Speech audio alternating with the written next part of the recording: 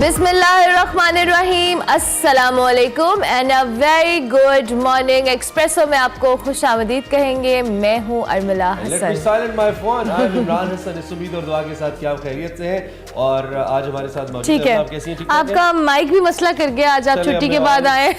अब मैं आपके माइक से कहूंगा कि मैं थोड़ी देर बाद ऑन करूं। हाँ, ऑन करते हैं इसको जनाब। उम्मीद करते हैं आप ठीक ठाक होंगे, मजे में होंगे, आपकी सुबह अच्छी होगी।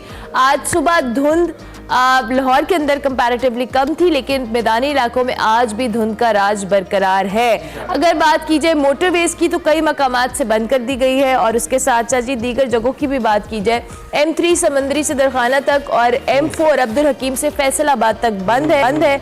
M11 की बात की जाए तो लाहौर सियालकोट मोटरवे भी गाड़ियों के लिए बंद है। तो ये मनाजिर जो आप देख रहे हैं ये रात के मनाजिर हैं। ऑब्वियसली अगर आप ट्रैवल करने वाले हैं या करने की इरादा रखते हैं तो आप अवॉइड कीजिएगा, क्योंकि यहाँ पे मोटरवेज के मामला तो ठीक नहीं। आपका माइक ठीक हो गया। ये तरीका कार होता है ना हमें चेक करने का। ये टेक्निकल प्रॉब्लम्स को जरा जाने दिया करें, क्योंकि जिंदगी में चलती रहती है। लेकिन अर्मिला हसन जो बात आप करिए वो इतनी इंपॉर्टेंट है, because I was travelling my self last night. तो उस वक्त तो इतनी धुंध खैर नहीं थी, लेकिन मैं ये देख रहा था चूंकि इस रोड पे ट्रैफिक बहुत ज्यादा और अगर थोड़ा सा कोई पैच आपको टफ मिल जाए ना, आई मीन अंडर कंस्ट्रक्शन, तो बड़ी मुश्किल हो जाती है। मुख्तलिफ जगहों पे शदीद सर्दी है। अगर मैं आपको इस्लामाबाद रावलपिंडी की तो फर्स्ट इंफॉर्मेशन दे सकता हूँ, बहुत ज्यादा ठंड है वहाँ पे एंड ऑफ कोर्स खुश्क सर्दी है। पंजाब और खैबर पख्तूनख्वा की बात करें तो यहाँ के जो मैदानी इलाके हैं रिपोर्टेडली और बालाई सिंध का जो इलाका है, यहाँ पे सुबह और रात के औकात में शदीद धुंध भी है। So be very careful while travelling. और इसमें मैं आपसे ये कहूंगा कि प्लान जरा सही से कर लें। एंड वन थिंग मोर, मेरी आवाज में आपको थोड़ा लग रहा है ना बैठी हुई आपकी आवाज बिल्कुल हो गया सर। एक दिन हम लाहौर से दूर हुए तो बस ये हो गया। देखिए लाहौर साहब की मोहब्बत है कि आप बीमार हो गए हैं दूर रह के। बस प्रोग्राम के आगाज में ही हम माजरत खाए, इदारा माजरत खाए ऐसे कहते हैं ना। इदारे में थोड़ी कहा था कफ लगवा के इदारा माजरत का ही हमारा पेट डाला। अच्छा जी, आगे बढ़ते हैं और दौरा न्यूजीलैंड के हवाले से बात करते हैं। तो शाहीन शाह अफरीदी की जी क़यादत में 17 रुकनी T20 स्क्वाड का ऐलान कर दिया गया है।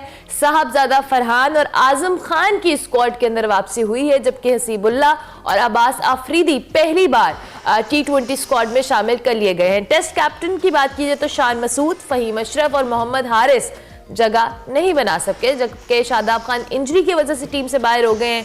चीफ सेलेक्टर वहाब रियाज साहब ने कहा जी के एडवाइजर्स कामरान अकमल के हमरा लाहौर में प्रेस कॉन्फ्रेंस की और दौरान प्रेस कॉन्फ्रेंस में टीम का ऐलान भी किया और वहाब रियाज ने बताया कि डोमेस्टिक की परफॉर्मेंस को मौका दिया गया है। सही एडवाइसेस ले रहे हैं वहाब साहब कामरान अकमल से।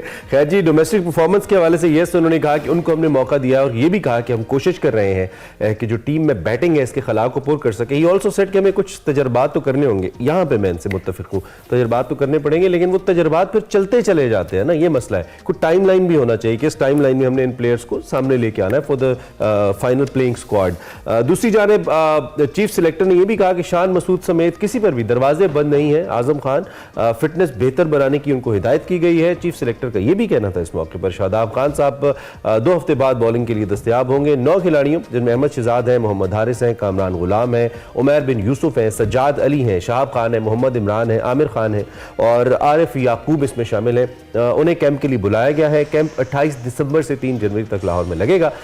ऑस्ट्रेलिया में जो खिलाड़ी मौजूद हैं वहीं से न्यूजीलैंड जाएंगे, जबकि पाकिस्तान से 3 नवंबर को ऑकलैंड के लिए खिलाड़ी जो हैं वो रवाना होंगे। 5 मैचों की सीरीज है पाकिस्तान के लिए। एक बड़ी अच्छी सीरीज है। एक तो 5 मैच है, दूसरा ये कि दुनिया की बेहतरीन टीम है न्यूजीलैंड और पाकिस्तान भी T20 की बेहतरीन टीम है। सो अच्छा मैच होगा। आजम खान की सिलेक्शन आपको कैसी लगी? आई थिंक उनको चांस मिलना चाहिए सिंस ही इज परफॉर्मिंग। जब एक बंदा डोमेस्टिक में परफॉर्म कर रहा है तो उसको जरूर चांस मिलना चाहिए। वो वैसे भी और क्राइटेरिया यही होना चाहिए। हार्ड हिटर हैं, बड़ी जोर की जो कह लेना फेंटी लगाते हैं। जब वो आए लीग्स हमने उनकी देखी, लीग्स के अंदर परफॉर्मेंस, तो आजम खान की वापसी T20 स्क्वाड के लिए I guess it's a good जो कह ले एक स्टेप है, एक अच्छा चीज की गई है कि आजम खान को टीम का हिस्सा बनाया गया। साहबजादा फरहान, साइम और अब अहमद शहजाद को भी चूंकि बुलाया गया। Ahmed is also performing well. मैं जाती तौर पे उनके रवैये बहुत से मामलात में ठीक नहीं होते, जिससे उन्होंने आई बिलीव कुछ सीखा भी होगा और इग्नोर भी हो गए। PSL के अंदर डिसहार्ट भी थे थोड़े, लेकिन अच्छी बात है Ahmed Shahzad is back to the camp. जो भी परफॉर्म करे उसका राइट है कि वो टीम के अंदर आए। कोई सिफारिश इसमें होनी नहीं चाहिए। 2 के ऑडियो लीक्स जो आती हैं क्रिकेट बोर्ड से, पहले सियासत से आती थी, अब क्रिकेट बोर्ड से आती है,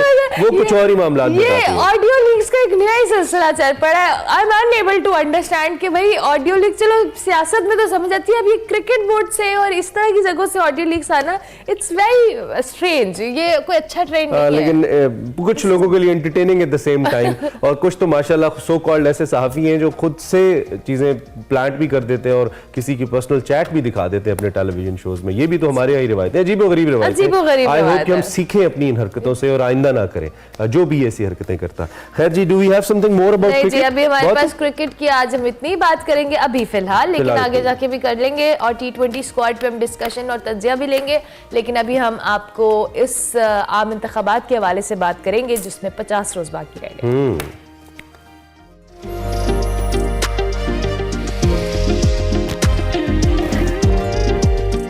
जी, बात करेंगे आम इंतखाबात की जिसमें 50 रोज बाकी हैं। सुप्रीम कोर्ट का आम इंतखाबात 8 फरवरी को कराने के फैसले को पत्थर पर लकीर खींचने का जो अटल फैसला है, इलेक्शन कमीशन का इंतखाबी शेड्यूल जारी करने और कागजात नामजदगी के इजरा जारी हो जाना। इंतखाबात की तैयारियां तो हो रही हैं जी, 8 फरवरी को इलेक्शन होगा, लेकिन जो इंतखाबात की शफाफियत पर उठाए जाने वाले सवालात है, उसने इलेक्शन की शफाफियत पर भी सवालिया निशान लगा दिया है। और अब की बात सूरत हाल थोड़ी मुख्तलिफ है और सियासी जमातों की बजाय मुल्क की जो बड़ी वकला तंजीमें हैं वो इतराज़ात उठा रही हैं। गुज़िश्ता रोज़ जी पाकिस्तान बार काउंसिल और सुप्रीम कोर्ट बार एसोसिएशन ने chief election commissioner Sikandar Sultan Raja पर एतराज़ उठाया। उन्होंने कहा कि सुप्रीम कोर्ट बार ने कहा है कि इंतखाबात 8 फरवरी को ही हों, लेकिन तमाम स्टेक होल्डर्स को यकसा मौके दिए जाए। पाकिस्तान बार काउंसिल ने भी कहा कि हल्का बंदियों, इंतखाबी तरीकाकार और नशिस्तों की जो तकसीम पर उस पर उनको शदीद तहफ़्फ़ुज़ात है। बिल्कुल, ये बड़ी अहम डेवलपमेंट है। पाकिस्तान बार काउंसिल की जानिब से एक एलामिया जारी किया गया कि मौजूदा चीफ इलेक्शन कमिश्नर की ज़ेर निगरानी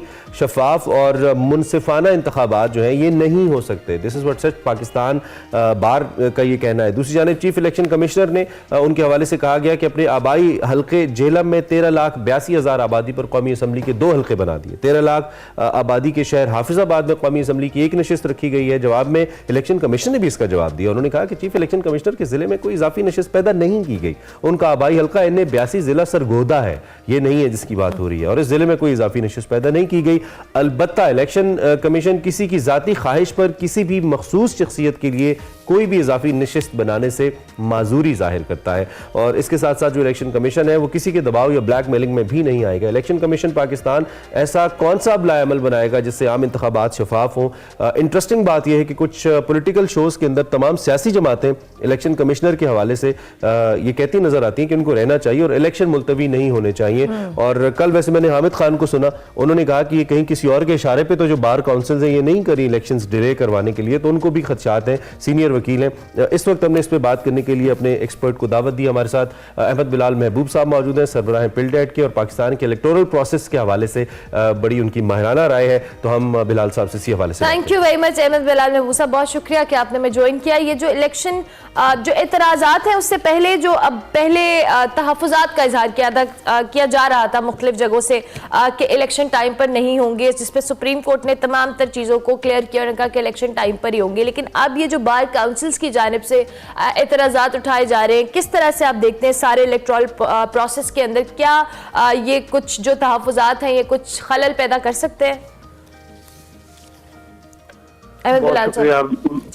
जी, मेरे ख्याल में तो ये खलल पैदा नहीं कर सकते, लेकिन ये माहौल को खराब जरूर कर सकते हैं और इंतखाबी अमल के बारे में शकूक शुबहात को मजीद बढ़ा सकते हैं। उससे लोगों का वोट देने की जो टेंडेंसी है वो भी कम हो सकती है, लोग इंतखाबी अमल से मायूस हो सकते हैं।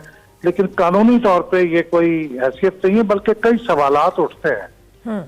सवालात ये उठते हैं कि ये जो डिलिमिटेशन का प्रोसेस है जी, इसके ऊपर तो आपने 1 महीने का ऑब्जेक्शंस का टाइम दिया, 1 महीने उसके ऊपर समाअत हुई। इस दौरान तो ये स्टेटमेंट जारी नहीं हुआ, लेकिन जब वो कंक्लूड हो गया है प्रोसेस, तो उसके ऊपर इस वक्त सवाल उठाना ये बहुत मानीखेज है और इससे बड़ी शकूक व शुबहात पैदा होते हैं। फिर ये फैसला चीफ इलेक्शन कमिश्नर नहीं करता, ये तो 5 मेंबर हैं, वो मिलके करते हैं, मेजॉरिटी से डिसीजन होता है, कभी यूनानिमस भी होता है। तो इस्तीफा का मुतालबा सिर्फ चीफ इलेक्शन कमिश्नर से करना वो भी दुरुस्त नहीं है। फिर उनकी ये बयान भी दुरुस्त साबित नहीं हुआ कि उनका आबाई हल्का है जेलम और आखिरी बात यह है कि ये जो नशिस्तों की तादाद मुकर्रर होती है जिलों में, जी, ये वोटों की बुनियाद पे नहीं होती, ठीक है, ये आबादी की बुनियाद पे होती है। ठीक है, कोई हो सकता है जिला आबादी में कम हो लेकिन वोट ज्यादा हो, उनका तनासब ज्यादा हो, और कहीं ऐसा भी होता है कि आबादी ज्यादा होती है और वोटर कम होते हैं। तो ये आबादी के मुनासबत से होता है, क्योंकि आइन में आबादी के लिहाज से इनकी तादाद मुकर्रर होती है। तो ये जो स्टेटमेंट है, मुझे थोड़ी सी हैरानी हुई है, और खासतौर पर उसकी टाइमिंग पे बहुत हैरानी हुई है। मैं समझता हूँ कि इसके अंदर कोई सब्सटेंस नहीं है। अच्छा, और जिस तरह मैंने सीनियर वकील हामिद खान साहब का रेफरेंस दिया, उन्होंने कहा कि ऐसा लगता है कि ये शायद किसी और के इशारे पे, किसी इशारे पे हो सकता है, चलिए और हटा देते हैं बीच में से, किसी इशारे पे ऐसा हो रहा है। एक तो आपको भी क्या लगता है, और दूसरी बात ये कि ऐसे एतराज़ात कहीं अगर इलेक्शन हो भी जाए, मौजूदा चीफ इलेक्शन कमिश्नर के साथ हो जाए, तो फिर इंतखाबात के नताइज को तो हर्ट नहीं करेंगे? आई मीन, नताइज आने के बाद इसकी शफाफियत को तो हर्ट नहीं करेंगे मौजूदा चीफ इलेक्शन कमिश्नर साहब की ज़ेरे निगरानी? सवाल तो ये भी पूछा जाना चाहिए कि अगर फर्ज करेंगे चीफ इलेक्शन कमिश्नर साहब चले जाएं और जो नए चीफ इलेक्शन कमिश्नर साहब आए, क्या उनकी मौजूदगी में इंतखाबात सही तस्लीम कर लिए जाएंगे? अच्छा सवाल है। क्या माजी में जो चीफ इलेक्शन कमिश्नर रहे हैं उनकी मौजूदगी में इलेक्शन सही तस्लीम किए जाते रहे हैं? सही। ये तो सवाल ऐसे है जिसके ऊपर आपको इस बुनियाद पे देखना चाहिए कि ये जो कुछ कहा जा रहा है इसमें कोई जान है, कोई सब्सटेंस है। हामिद खान साहब तो बड़े वकील है और वो चूंकि इनकी फ्रेटर्निटी से ताल्लुक रखते हैं, इनको अच्छी तरह जानते हैं, वो ये बात कह सकते हैं कि कहीं से शायद इशारा हुआ है। मैं ये बात नहीं कह सकता क्योंकि मेरे पास तो ऐसी कोई शवाहिद नहीं है, लेकिन मैं ये कह सकता हूँ कि जो एतराजात हैं वो बिल्कुल ऐसे हैं जिनमें कोई जान नहीं है। जान नहीं है। तो इसके लिए अहमद बिलाल साहब, ये जो इलेक्शन कमीशन पे जाहिर है अब जिम्मेदारी बहुत ज्यादा होगी, क्योंकि सुप्रीम कोर्ट ने कहा है कि इलेक्शन तो टाइम पे होंगे जो भी तहफुजात हैं, तो अब इन इलेक्शंस को शफाफ तरीके से कराना और ये कि तमाम स्टेक होल्डर्स को इन्वॉल्व करना, ये भी तो एक चैलेंजिंग टास्क होगा। जी बिल्कुल, ये हमेशा से चैलेंजिंग टास्क होता है और इलेक्शन कमीशन ही ये सब काम कराता है। और हमारे यहाँ की जो रियलिटीज है उसमें ये है कि इलेक्शन के प्रोसेस को चंद कुव्वतें डोमिनेट करती हैं, और वो सूरत हाल तो आज की नहीं है, वो तो 1970 से यही सूरत हाल है। तो वो सूरत हाल तो तब्दील नहीं हुई, लेकिन इसके अलावा बाकी सूरत हाल जो है वो मेरे ख्याल में मैनेज हो जाएगी जिस हद तक पाकिस्तान की रियलिटीज इजाजत देती हैं। ठीक है, ठीक है। दो के इलेक्शन कमीशन ने इस बात को डिनाई किया, लेकिन इन केस अगर चले हम ये फर्ज कर लें कि इलेक्शन कमीशन के अंदर हाईएस्ट लेवल के ऊपर कोई तब्दीली आती है, तो क्या फिर ये जो वक्त है हमारे पास 8 फरवरी तक का इंतखाबात में, इस पे कोई फर्क पड़ सकता है? या अगर कोई तब्दीली आ भी जाए तो कम से कम election must be on time? आपको क्या लगता है? देखिए, मेरे ख्याल में जो कानून की मुझे समझ है वो ये है कि अगर बिलफर्ज चीफ इलेक्शन कमिश्नर साहब इस्तीफा दे दें तो जो सीनियर मोस्ट मेंबर है इलेक्शन कमीशन के, ठीक है, 4 में से, वो फिर एक्टिंग चीफ इलेक्शन कमिश्नर का ओहदा संभाल लेते हैं। यानी नए चीफ इलेक्शन कमिश्नर की अपॉइंटमेंट का प्रोसेस जो है वो होना जरूरी नहीं होता, तो इसलिए उससे तो डेट मेरे ख्याल इफेक्ट नहीं होती। ठीक है, लेकिन having said that chief election commissioner ने इंतजामी तौर पे बहुत सी चीजें की होती हैं, वो अचानक इस आखिरी लम्हे पे तब्दील हो जाना, वो पूरे इंतखाबी निजाम के अंदर एक भूचाल सा आ सकता है। ठीक है, ये जो हमारी वकला तंजीमें हैं, इन्होंने जो कल इनका एक बयान आया है मुख्तलिफ जरियों से, या मुख्तलिफ जो तंजीमों ने बयान दिया, उसमें उन्होंने सियासी जमातों के लिए लेवल प्लेइंग फील्ड की भी बात की है और किसी भी शख्स पे या किसी भी पार्टी पे कोई कदगन नहीं होना चाहिए। उसमें उन्होंने पार्टीज का भी जिक्र किया और आज़ाद उम्मीदवारों का भी जिक्र किया। आपने पाकिस्तान के बहुत से इंतखाबात देखे और माजी के हवाले भी आप अक्सर देते रहते हैं, अब भी दे रहे थे। इसको देखते हुए क्या ये खदशात दुरुस्त है मुगला तंजीमों के कि पाकिस्तान में वाकई लेवल प्लेइंग फील्ड का कोई मसला चल रहा है, या जेन्युइनली अगर कोई इस वक्त ज़ेर अताब है भी तो वो उन्हीं वजूहात की बिना पर है जो कानूनी तौर पर उसे ज़ेर अताब लाने के लिए काफी है? देखिए, जो लेवल प्लेइंग फील्ड का मसला है ये तो पाकिस्तान में हमेशा से रहा है। मैं ये नहीं कहता कि ये चूंकि हमेशा से रहा है इसलिए अब भी रहना चाहिए, ये नहीं होना चाहिए, लेकिन ये हकायक तो यही है कि लेवल प्लेइंग फील्ड जितनी 2018 में थी उतनी ही 2024 में होगी, कमोबेश उसमें कोई फर्क नहीं होगा। लेकिन सवाल ये है कि जो सियासी जमातों को लेवल प्लेइंग फील्ड का एतराज है वो तो ये नहीं कह रही कि चीफ इलेक्शन कमिश्नर चले जाए। नहीं तो फिर बिलाल साहब कतई कलामी तो फिर यही होगा ना, पहले कोई कहता रहा मुझे क्यों निकाला, फिर कहेगा मुझे क्यों नहीं निकाला, फिर तो यही ये रहेगा। कहता रहेगा, ये हकीकत है, ये अभी भी कहने के इम्कान मौजूद है, ये खत्म नहीं होंगे। उसके लिए चीफ इलेक्शन कमिश्नर के आने और जाने से फर्क नहीं पड़ेगा, वो सूरत हाल उससे कहीं बड़ी है। ये जी हाँ, ये वो शिकायत लोगों को फिर भी रहेंगी, लेकिन बस हमारे यहाँ इम्परफेक्शन का ये सिस्टम है, यही चल रहा है और यही पिछले आपने देखा है 11 इलेक्शन में यही हुआ है। अच्छा अहमद बिलाल साहब, मुख्तलिफ शख्सियात को हटाने के हवाले से भी बात होती है, ऑब्वियसली हर सियासी जमात का अपना एक स्टांस होता है, लेकिन इलेक्शन कमीशन ने जो निगरान वजीर आजम के मुशीर हैं आहद चीमा साहब, उनको कहा है कि वो गुज़िश्ता काबीना का हिस्सा रहे हैं तो वो इलेक्शन या इंतखाबात के प्रोसेस पर असरअंदाज हो सकते हैं, उनको हटाने का हुक्म दिया है। इस को आप किस तरह से देखते हैं? मेरे ख्याल में फैसला दुरुस्त है, लेकिन ये टू लिटिल टू लेट वाली बात, कोई से मुशीर हैं, अगर वो काबिल एतराज थे तो जरा देर में फैसला आया है, लेकिन दुरुस्त फैसला है। इससे पहले एक बार इससे पहले सरफराज बुगटी साहब वजीर दाखिला थे, उनका ताल्लुक बलूचिस्तान अवामी पार्टी से था, सेनेटर थे, उनके नाम के आगे सेनेट के अंदर आज भी लिखा हुआ है बलूचिस्तान अवामी पार्टी। तो इतने अरसे से एक पार्टी से मुंसलिक थे, अगर पार्टी से मुंसलिक होना का कोई सबूत भी था, बयान मौजूद था, लेकिन उसे नहीं हटाया गया। फिर आखिर वो फिर खुद से पॉलिटिकल एक्टिविटी भी की उन्होंने, बस बैठे हुए उन्होंने एक पार्टी के सरबराह को बतौर इंटीरियर मिनिस्टर अपने ऑफिस में भी बुलाया, उनके साथ मिलकर प्रेस कॉन्फ्रेंस भी की, और अब वो पार्टी में भी शामिल हो गए। तो उसके ऊपर भी इलेक्शन कमीशन को एक्शन लेना चाहिए था, बल्कि अब भी लेना चाहिए। तो ये मेरे ख्याल में फैसला तो असूली तौर पर दुरुस्त है। कुछ कलीदी ओहदों पे अब भी ऐसी शख्सियात मौजूद हैं जिनके बारे में जो जाहिरी बात है, जिनको इतना टेन्योर हो चुका है कि अब अगर केयर टेकर सेटअप चाहे तो शफाफियत के पॉइंट ऑफ व्यू से मुतालबा किया जा सकता है, जैसे इस्लामाबाद पुलिस के सरबराह हैं या पंजाब पुलिस के सरबराह हैं, उनके हवाले से भी कुछ खबरें, कुछ ट्वीट्स में देख रहा था, कुछ लोग इस पर भी एतराज उठा रहे हैं। जी, कुछ इंपॉर्टेंट तकरीरियां ऐसी हैं जो पहले की गई केयर टेकर सेटअप से और वो अब भी चल रही हैं और वो शायद इंतखाबात के ऊपर पॉजिटिव नेगेटिव असर कर सकती हैं। आप इस पर क्या कहेंगे?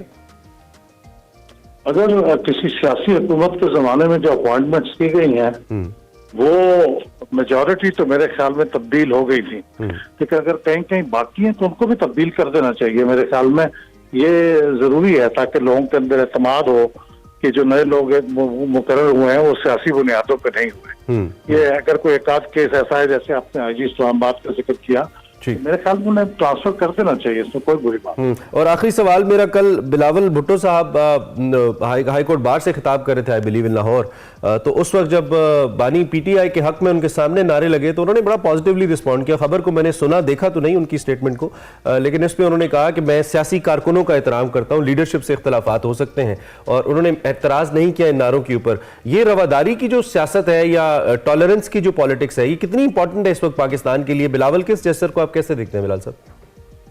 इंतहाई इम्पोर्टेंट है ये एक दूसरे को बर्दाश्त करने की रवैया, और मैं बिलावल भुट्टो साहब की ये जेस्चर को देख के मुझे बहुत खुशी हुई। बहुत मैच्योर रिस्पांस था, हालांकि वो सबसे कम उम्र पार्टी हेड है इस वक्त जितने लोग भी हैं, लेकिन इसके बावजूद उनका रिस्पांस बहुत मैच्योर था। तो बिल्कुल गुस्से में नहीं आए, उन्होंने कहा मुझे खुशी है कि इख्तलाफ हुआ, अगरचे ये नारे लगाना भी कोई तहजीब के दायरे के खिलाफ है जब कोई तकलीफ कर रहा है, लेकिन इसके बावजूद उन्होंने उसे बहुत अच्छे तरीके से हैंडल किया। ठीक हो गया, thank you very much. Ahmed Bilal Mahboob साहब हमारे साथ मौजूद थे, सरबराह पलडाट, उनसे हम बात कर रहे थे इंतखाबा प्रोसेस को लेकर। ये बड़ी अच्छी रवायत है, मैंने तो चूंकि ये सुना और मैंने जरूर कहा कि हम इस पे बात करेंगे। वी मस्ट अप्रिशिएट बिलावल साहब दिस बिहेवियर, और किसी भी सियासतदान का कि वो एक तो दूसरे के कारकुनान का एहतराम करे। सबसे पहले कारकुनान को भी ये चाहिए कि लीडरशिप का भी एहतराम करें। जो शख्स अपना एजेंडा आपके सामने रख रहा है, किसी भी पार्टी के लीडर है, तो आप उसको सुन लें, बजाय इसके कि आप उसे इंटरप्ट करें, उसके सामने नारेबाजी करें। और फिर अगर कोई ऐसा मामला होता है तो फिर response should be like Bilawal साहब कि जी आप कारकुनों का एहतराम करें, लीडरशिप से, नजरियात से इख्तिलाफ हो सकता है, कम से कम एक दूसरे को स्पेस देना ही असल सियासत है, एक दूसरे की बात सुनना और फिर अपनी बात दलील से सुनाना, बर्दाश्त करना। This is what real politics is. तो we must appreciate this behaviour. सब लोगों को ये फॉलो करना चाहिए। उन्होंने कहा कि मैं वो सियासतदान हूं जो जबरदस्ती जियो भुट्टो के नारे लगवाऊंगा आपसे, तो ये भी बात बड़ी जबरदस्ती है। चलिए जी, ब्रेक लेते हैं, ब्रेक के बाद वापस आते हैं, आप देखते रहिए एक्सप्रेस। Welcome back. वैसे तो मुख्तलिफ खेलों की हम बात करते रहते हैं, लेकिन एक समहाव हमारा खासा है कि हम क्रिकेट के अलावा भी जो दीगर स्पोर्ट्स हैं उनको भी डिस्कस करते हैं। और आज हम जो स्पोर्ट्स की बात करें, it's very interesting at the same time. Cricket से काफ़ी हद तक इसकी मुमासलत और मुशाबियत भी है, देखने वालों को लगता है। हम बेसबॉल की बात करें, दुनिया भर के अंदर जो तरक्की याफ्ता ममालिक है, अमेरिका जैसे, जापान जैसे बड़े ममालिक के अंदर खेला जाता है और कामयाबी से खेला जाता है। हमने इसका तस्करा आज इसलिए करना है चूँकि रवा माह ताइवान में होने वाली एशियन चैंपियनशिप में 5वीं पोजीशन पाकिस्तान ने हासिल की और मेंस बेसबॉल वर्ल्ड रैंकिंग में पाकिस्तान टीम की जो पोजीशन है ये 11 पॉइंट्स या 11 क्या कहना चाहिए, इसके दर्जात के अंदर तरक्की हुई है पाकिस्तान के लिए। हम 49वें से 38वें नंबर पर आ गए हैं और इस ताज़ा रैंकिंग में जापान का ऑफ कोर्स पहला नंबर है, मैक्सिको का दूसरा नंबर है। जो इंपॉर्टेंट है हमारे लिए वो पाकिस्तान टीम की रीसेंट परफॉर्मेंस है। इसके साथ साथ हम आपकी मुलाकात एक ऐसी खातून से भी करवाएंगे जिन्होंने एक तारीख रकम की और वो पाकिस्तान की पहली एशियन बेसबॉल फेडरेशन की सर्टिफाइड विमेन कोच बन गई हैं। हम शहरबानो साहिबा की बात करेंगे, कुछ देर के बाद हमें वो भी ज्वाइन करेंगी। और चाइनीज ताइपे में होने वाली बेसबॉल कोचिंग कोर्स में उन्होंने हिस्सा लिया था और मुल्क की पहली सर्टिफाइड बेसबॉल कोच बनने का एजाज हासिल किया। येट हमने पाकिस्तान टीम की उस अमेजिंग परफॉर्मेंस की बात करनी है जो उन्होंने दिखाई है। इस वक्त हमारे साथ सैयद फखर अली साहब मौजूद हैं जो कि सदर हैं पाकिस्तान बेसबॉल फेडरेशन के। तो हमने कहा जरा इनसे हम इसी हाल से बात करते हैं। Welcome Fakhar. Thank you so much. Thank you very much for your time. कैसे हैं आप? ठीक ठाक? बिल्कुल ठीक। Thank you for inviting me. Thank you so much for joining us. ये जो हम बेसबॉल में पाकिस्तानी टीम की रैंकिंग की बात करें, ऑब्वियसली बड़ी अच्छी परफॉर्मेंस रही। हम जरूर चाहेंगे कि रैंकिंग इंप्रूव होने से, दो कि हमारे यहाँ बेसबॉल इतना फोकस में नहीं है as a sport, but still team की इतनी अच्छी परफॉर्मेंस और रैंकिंग में इंप्रूवमेंट आना, इट्स अ ग्रेट थिंग। बहुत अच्छी बात है कि पाकिस्तान वर्ल्ड के अंदर जो ओलंपिक गेम्स हो उसमें अगर हम रैंकिंग से ऊपर जा रहे हैं तो पाकिस्तान का नाम भी मशहूर हो रहा है। लेकिन पाकिस्तान में टैलेंट बहुत ज़्यादा, देखें कोई इंफ्रास्ट्रक्चर हमारे पास नहीं है, बेसबॉल का ग्राउंड नहीं है, स्टेडियम नहीं है, लेकिन पाकिस्तान अपने वर्ल्ड जो ओलंपिक टीम है जापान उनके साथ मैच खेला, वो मैच इतना अच्छा खेला कि पूरे वर्ल्ड में फोकस हो गया कि पाकिस्तान का बच्चा इतनी अच्छी पिचिंग करा सकता है। पिचिंग होता है बॉल को फेंकना, तो जिस तरह हमारे पास फास्ट बॉलर शोएब अख्तर थे और बकाया हमारे वकार यूनुस वगैरह, तो पाकिस्तान, मैं वर्ल्ड में ये शो करवा रहा हूँ कि पाकिस्तान एक ऐसा रीजन है जहाँ पे स्पोर्ट्स पर्सन खास तौर पर जो बॉल फेंकते हैं, चाहे वो बेसबॉल में हो या क्रिकेट में, हम बेसबॉल में भी नाम पैदा कर सकते हैं वर्ल्ड के अंदर, क्योंकि सबसे हाईएस्ट पेड जो खिलाड़ी होता है वो पिचर होता है जिसकी आर्म स्ट्रॉन्ग हो। $700 मिलियन का 2 हफ्ते पहले एक जापानी प्लेयर का अमेरिका में कॉन्ट्रैक्ट हुआ है। तो कहने की बात है अगर पाकिस्तानी गवर्नमेंट इस पे सपोर्ट करे तो मैं समझता हूँ पाकिस्तान का रेवेन्यू भी $मिलियंस। हमारे पास ऐसे प्लेयर्स हैं, आई मीन मैं सोच रहा हूँ कि अगर हम बाजू घुमा के इतनी दुनिया की फास्टेस्ट बॉलर पाकिस्तान के अंदर पैदा हुए, शोएब का आपने नाम भी लिया, तो फिर अगर थ्रो करना हो तो obviously we can have some more strong people. बिल्कुल आपने प्यारी बात की। मुशर्रफ एक लड़का है जिसकी वजह से हम फेमस हुए हैं। स्वाबी वो खैबर पख्तूनख्वा में जमरूद का इलाका है, खावर शाह अकेडमी में वो ट्रेनिंग करते हैं। इज 6.7 हाइट के हिसाब से हैं। उस बच्चे ने बहुत अच्छी पिचिंग करवाई जिसकी वजह से ओपनिंग उसने कराई और उसने 90 माइल पर आवर के हिसाब से बॉल फेंकी। तो वो समझ लें 144-45 के करीब किलोमीटर पर आवर के हिसाब से। एक बच्चा जिसकी डाइट इतनी अच्छी नहीं, उसको हम डेवलप करें लास्ट 3 ईयर से। तो अब वर्ल्ड का फोकस ये हो गया कि पाकिस्तान में अगर बेस्ट कोचेज या इनको ट्रेनिंग दी जाए, they can reach the world. और वो दुनिया ने आपने हमें बता रहे थे अभी हमारी ऑफ एयर जब डिस्कशन हो रही थी तो फखर टोल्ड अस कि बहुत सारे जो इंटरनेशनल स्पेक्टेटर्स थे ताइवान से जिनका ताल्लुक था, they were actually backing up Pakistan. वो जरा हमें बताएं। एक बड़ा मजा आया कि पहला मैच था ये वर्ल्ड के अंदर जो बेसबॉल ग्राउंड्स होते हैं इंडोर बहुत कम है, तो ताइवान ने उसमें ये एशियन चैंपियनशिप में उसकी ओपनिंग भी रखी हुई थी। जो हमारा मैच था वो जापान के साथ था और लाइव था जो वर्ल्ड में टेलीकास्ट हुआ। तो उस मैच की 6000 बिकी। Japan is world champion and also Olympic champion, current Olympic champion. आप ये देख लें कि फॉर एग्जांपल अगर ऑस्ट्रेलिया का मैच हम रख दें नेपाल के साथ या भूटान के साथ क्रिकेट के अंदर, तो कंपैरिजन ये था। तो हमारा जो गेम हुई तो उसकी टिकट 6000 जब बिकी है तो मैं सरप्राइज था कि बकाया जो वर्ल्ड के जो टीम्स खेल रही हैं उनकी टिकट सिर्फ जापान और ताइवान का मैच हो या कोरिया को टिकट बिकती है। तो हमारी इतनी बिकी। तो मजा ये आया कि जो स्टार्टिंग इनिंग्स थी तो जापान के लिए सारे बूस्टअप कर रहे थे, लेकिन आफ्टर फर्स्ट इनिंग जो मुशर्रफ लड़का है खैबर पख्तूनख्वा का, उसने पिचिंग कराई तो सारे जो बच्चे थे जो लोग थे उन्होंने पाकिस्तान की सपोर्ट की और लास्ट गेम तक। तो ये this is the honour for Pakistan. आपने मुशर्रफ को इंटरव्यू में करवाना है, love to talk to Musharraf as well. ठीक है, हम मुशर्रफ से बात करेंगे। अच्छा जी, हमारे साथ शहरबानो में ज्वाइन कर चुके हैं। शहरबानो अस्सलाम वालेकुम, कैसी हैं आप? वालेकुम, मैं ठीक हूँ। शहरबानो, हम अभी आप ही के बारे में बात भी कर रहे थे कि आपके पास ये एजाज़ हासिल है कि पहली आप सर्टिफाइड विमेन कोच हैं। आप दो के इट्स अ ग्रेट अचीवमेंट। और हम जहाँ बेसबॉल की बात करें, पाकिस्तान के अंदर दो हमने स्पोर्ट को इतना ज़्यादा डिस्कस नहीं करते, और अभी हम जिस टीम की परफॉर्मेंस की बात करें, अपने इस जर्नी के हवाले से बताएं। It's a big achievement for me, और बड़ा ऑनर था कि आप अपनी कंट्री को रिप्रेजेंट कर रहे हो वहाँ जाके। और जब वहाँ पे मैं गई, वहाँ पे डिफरेंट कंट्रीज की तरफ से हर कंट्री की तरफ से एक फीमेल और एक मेल कोच अवेलेबल था, क्योंकि हमारी कंट्री में फीमेल्स नहीं थी। तो I really wanted to continue my career as a coach in female baseball federation. Thanks to Pakistan baseball federation, जिन्होंने मुझे वॉलंटरीली मुझे इस चीज पे मेरी इस चीज को एक्सेप्ट किया और मुझे उन्होंने आगे भेजा। और वहां जाके जो उन्होंने 3 days की ट्रेनिंग दी थी, और वो बहुत टफ थी। 8 hours ट्रेनिंग थी पर डे, 6 hours हमें फील्ड में वो हमारे से ट्रेनिंग लेते थे हमसे। और वहाँ पे 2 कोचेस आए थे, one from Japan, she was female, and one from the USA for MLB, you know the major league baseball. और ये दोनों बहुत ही, उन्होंने हमें 3 दिन जो कोर्स बताया है, बेसिक से लेकर एडवांस लेवल बताया। इसके साथ साथ हमें बताया कि आपने स्टाफ को मैनेज किस तरह करना है। इंजरी प्रिवेंशन पे उन्होंने बात की। उन्होंने बताया कि इस बेसबॉल में कोच की टेक्टिक्स क्या होनी चाहिए, आपने प्लेयर्स का माइंड कैसे रीड करना है। इस सारा ओवरऑल जो कोर्स था वो बहुत अच्छा था। और मैं बहुत इस चीज में एक्साइटेड हूँ कि मैंने वो सारी जो अपॉर्चुनिटी मैंने वहां से चीजें सीखी हैं, वो मैंने यहाँ पाकिस्तानी वुमेन बेसबॉल में कन्वर्ट करनी है इंशाल्लाह। That's really great. असल में यही मुझे खदशा था और है भी, आपने खुद उसका कुछ जवाब भी दिया कि हमारे जो सर्टिफाइड कोचेज होते हैं वो फिर अच्छी ऑफर्स मिल जाती हैं, बाहर चले जाते हैं, और पाकिस्तान को ज्यादा जरूरत है आप जैसे सर्टिफाइड लोगों की। तो आपका इरादा यही है कि आप पाकिस्तान में सर्व करेंगी, दो कि आपका राइट है आप कहीं भी सर्व करें? जी इंशाल्लाह मेरा यही प्लान है। और आप देखिएगा, एक वक्त आएगा, अभी हमारी वुमेन बेसबॉल वर्ल्ड में 16 नंबर पर आ रही है, पर एक इंशाल्लाह टॉप 10 में हमने इसको लेकर आना है, ये हमारा फोकस है अभी इंशाल्लाह। एक बहुत ज़बरदस्त बात है। और इसके साथ साथ आपने जो कि पोटेंशियल की बात की, हम अभी सैयद फ़खर से भी बात करते हैं, हमारे साथ मौजूद है, तो हम जो मेल्स के अंदर पोटेंशियल है उसका जिक्र करते हैं, लेकिन चूंकि female being a female coach, आप क्या पोटेंशियल देखती हैं, और खास तौर पे स्कूल्स, कॉलेजेस या ग्रास रूट लेवल के ऊपर आप क्या समझती हैं, बेसबॉल को कैसे फ़रोग दिया जा सकता है, कैसे प्लेयर्स ऊपर आ सकते हैं? Is there any plan, any idea in your mind Shehrbano? जी हमने कोचिंग कोर्स में इस पे ही डिस्कस किया है कि हमने अगर टीम को जूनियर लेवल से सीनियर लेवल तक लेकर जाए तो उसकी एक प्लानिंग होती है। हर कंट्री एक प्लानिंग होती है, और हमारी इस प्लानिंग यही है कि हमने इनिशियली स्कूल से पहले स्टार्ट करना है। इस कोर्स के बाद जो मुझे टास्क दिया गया फेडरेशन की तरफ से कि मेरे स्कूल कॉलेज को अप्रोच करना है, प्रिंसिपल उनकी टीचर से जाके मैंने मिलना है कि वहाँ पे बेसबॉल इम्प्लीमेंट की जाए।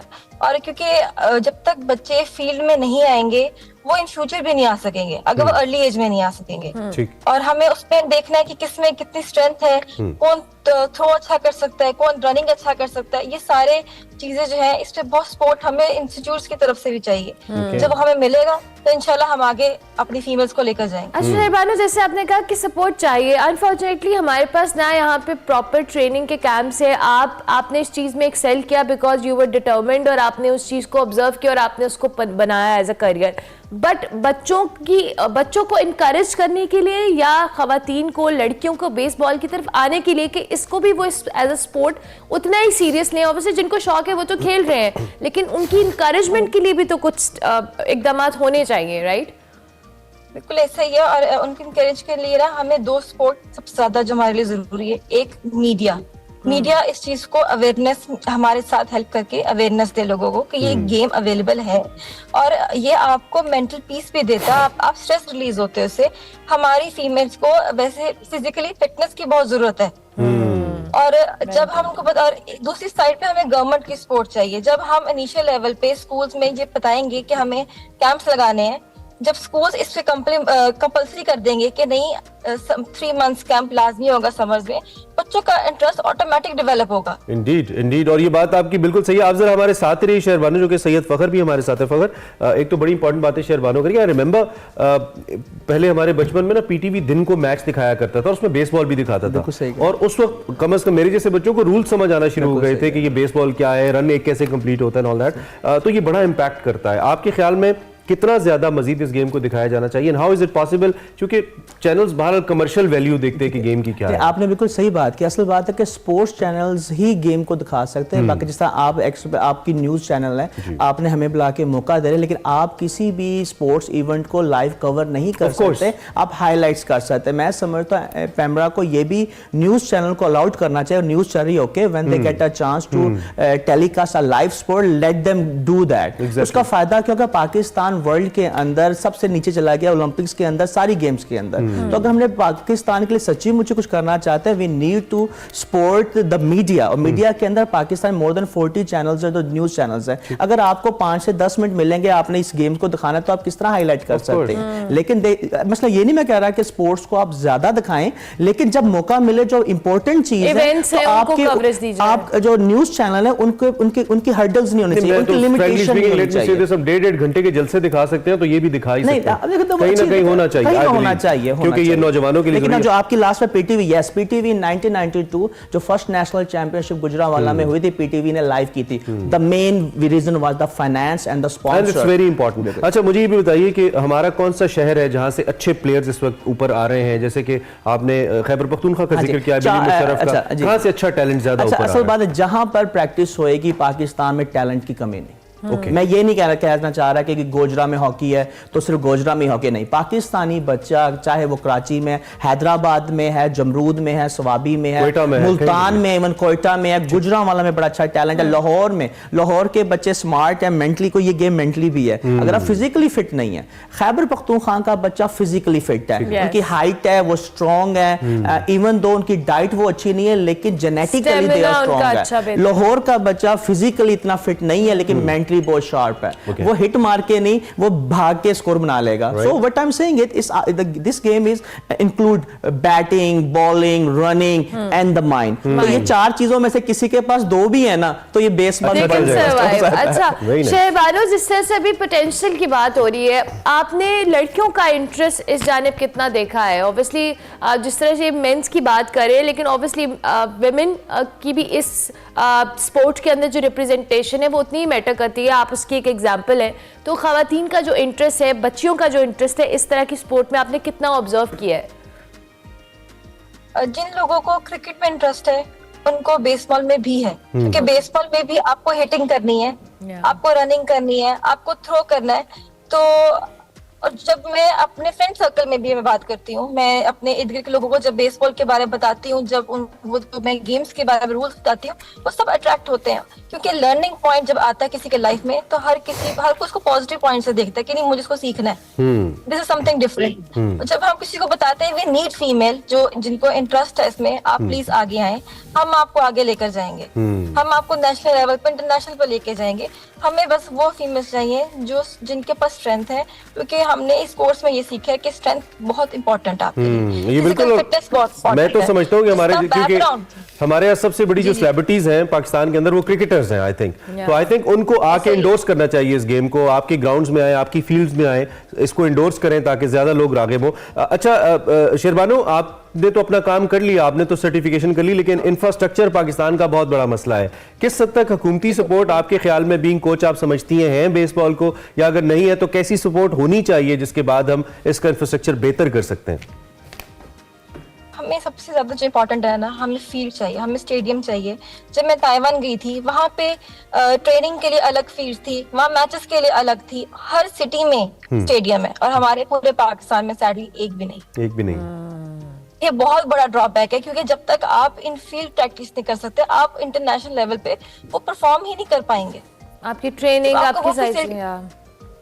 जी बिल्कुल ठीक है। अच्छा फखर, चूंकि आप हेड भी करते हैं फेडरेशन को, कोई बातचीत हुई इस अच्छी का इतनी बड़ी इंप्रूवमेंट के बाद? हमारी रैंकिंग 11 दर्जे बेहतर हो गई दुनिया भर में, तो किसी कॉर्पोरेट सेक्टर में बात हुई हो या स्टेट से बात हुई हो कि टीम को सपोर्ट मिले, स्पॉन्सरशिप मिले? देखिए डीजी स्पोर्ट्स हैं जो स्पोर्ट्स बोर्ड पंजाब के, उनसे बात चल रही है कि उनसे मेरी मीटिंग भी हुई है, तो मैंने कहा है कि आपने 5 जो गेम्स को पिक किया है, जिसमें I think hockey, football, wrestling और कबड्डी है, कि जिसकी लीग्स करानी, तो आप बेसबॉल की भी कराएं। साथ साथ हमें सबसे बड़ा जो बैकड्रॉप है, जो जिस तरह शहरबानो ने कहा कि बेसबॉल ग्राउंड का, कि we should need at least, Punjab heart है, पाकिस्तान का दिल है, और एक कोई तो भी होना गेम चाहिए और यार। कोई भी गेम पाकिस्तान की है वो नेशनल टीम के अंदर 60 to 70% पंजाब के बच्चे होते हैं। तो अगर वो गेम हमारे पंजाब में ही नहीं तो हम पाकिस्तान को किस तरह स्ट्रॉन्ग कर सकते हैं। मैंने रिक्वेस्ट की बात आप करता हूं, आप देखें तो जिस तरह आपके जो काफ़ी प्रोग्राम्स हैं, यूसुफ अंजम हैं, वो बहुत ज़्यादा सपोर्ट करते हैं बेसबॉल को लेकर। पाकिस्तान में टॉप अगर 25 अगर न्यूज़ स्पोर्ट्स लिखने वाले या बोलने वाले हैं ज़ाहिर मकसूद साहब हैं, ये लास्ट 15 ईयर से एक्सप्रेस के प्लेटफॉर्म से बेसबॉल की बात सीएम को तक पहुंचा रहे कि at least CM should have allowed to have at least a stadium over here. मैंने खुद मिनिस्टर स्पोर्ट्स जो तैमूर साहब थे उनसे मुलाकात हुई, फमीना मिर्जा जो फेडरल में थी, लाइक मैं अगर आप गूगल करें डॉन न्यूज़ भरा हुआ है मेरे बारे में, आई डिड माई बेस्ट। लेकिन मैं समझता हूँ कि मुझे उम्मीद यहाँ इस सीएम से है कि होप ये जाने से पहले कोई कुछ ना कुछ इकदाम करेंगे। मेल्स के लिए काफी टीम्स हैं लेकिन फीमेल्स देखिए ग्राउंड में जा ही नहीं सकती। अगर एक ग्राउंड दे दिया जाए, स्टेडियम दे दिया जाए, मैं समझता हूँ हमारी वुमेन्स वर्ल्ड में 60 नंबर में, आपको मैं बता रहा हूँ तो मुझे कितनी खुशी होती है। Why not top 10? बिल्कुल। शहरबानो, शहरबानो, आप इस हवाले से इन द एंड कुछ कहना चाहें हमारे प्लेटफॉर्म से? ऑब्वियसली हम कोशिश करेंगे कि हम बार बार इस हवाले से बात भी करें, तो आपने भी कुछ मैसेज देना हो इन द एंड? जी, मेरी बस रिक्वेस्ट है गवर्नमेंट से कि आप प्लीज इस गेम को सपोर्ट करें, क्योंकि गवर्नमेंट की सपोर्ट के बगैर हम आगे नहीं जा सकते। और हमें मीडिया की सपोर्ट चाहिए। मीडिया जब तक इसको अवेयरनेस हमें नहीं देगा, हम कैसे अच्छा टैलेंट अचीव कर सकते हैं, हम अट्रैक्ट नहीं कर सकते। And Shehrbano, one message for the young ladies as well. I mean, young female students who wants to actually play baseball. या फॉर फीमेल्स मैं उनको ये कहूंगी जिनको लगता है हु हैव गुड स्ट्रेंथ, जो अच्छा हिट कर सकती हैं, दो हु कैन रन गुड, जो अच्छा कैच कर सकती हैं, जो अच्छा थ्रो कर सकती हैं, वो प्लीज आगे आए, इस गेम में इंटरेस्ट शो करें। We need you. इवन दोस्त जो इस गेम में नहीं इन्वॉल्व, जिनको कुछ नहीं आता बट वो सीखना चाहते हैं, हम उनके लिए भी अवेलेबल है, क्योंकि हमें फीमेल्स को हर हाल में आगे लेकर जाना है। And it's a very good message Shehrbano, thank you very much. And हम अपने प्लेटफॉर्म से आज हमने स्पेसिफिकली इतना लंबा टाइम भी इसी चीज़ को इसलिए दिया है ताकि इस पर हम बार बार बात भी करें और आपका मैसेज भी बहुत क्लियरली आप स्टेट तक और उन अथॉरिटीज़ तक जाए जिनको इस पर एफर्ट पुट करने की ज़रूरत है कि आपको ग्राउंड्स मिलें, अपॉर्चुनिटीज़ मिलें, ताकि आप जहाँ पे अभी इतना अच्छा परफॉर्म कर रहे हैं तो आगे जाके तो आप बहुत बेहतरीन परफॉर्म करेंगे। शहरबानो साइड कोच बेसबॉल हमारे साथ मौजूद थी और सैयद फ़खर अली शाह साहब हमारे साथ मौजूद थे, सदर पाकिस्तान बेसबॉल। आप दोनों का बहुत शुक्रिया, thank you very much. Welcome back. और अब आपको दिखाते हैं एक्सप्रेसो किताब। आज किस किताब की बात हो रही है, देखिए।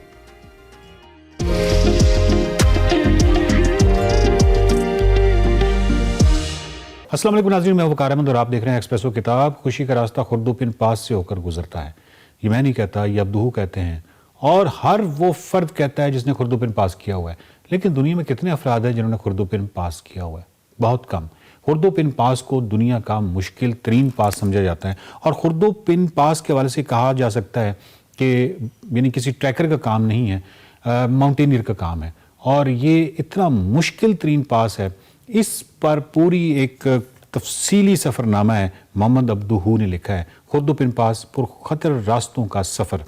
मोहम्मद अब्दूहू को बिल्ला मुबालगा पाकिस्तान में ट्रैकिंग के हवाले से इंसाइक्लोपीडिया कहा जा सकता है। पाकिस्तान में बहुत ही बेमिसल और बहुत ही कमाल काम गोरों ने किया। आज से 100 साल पहले, 120 साल पहले से वो काम शुरू हुआ और उसके बाद बड़ा कमाल ट्रैकिंग के हवाले से, ये जोग्राफी के हवाले से बहुत अच्छा काम हुआ। लेकिन उर्दू में अब्दूहू ने जो कमाल किया है, उनकी जो कराकोरम के हवाले से और पूरी इस रीजन के हवाले से, ट्रैकिंग के हवाले से जो किताबें हैं, नक्शे हैं, तमाम पहाड़, तमाम ग्लेशियर्स और बहुत ही कमाल तफसील के साथ उन्होंने काम किया। सो अब्दूहू ट्रैकिंग के हवाले से इंसाइक्लोपीडिया है और उन्होंने ये खुर्दू पिन पास किया। खुर्दू पिन पास जो है ये क्योंकि बहुत ही मुश्किल दर है तो बहुत ही देर से अबूर किया गया।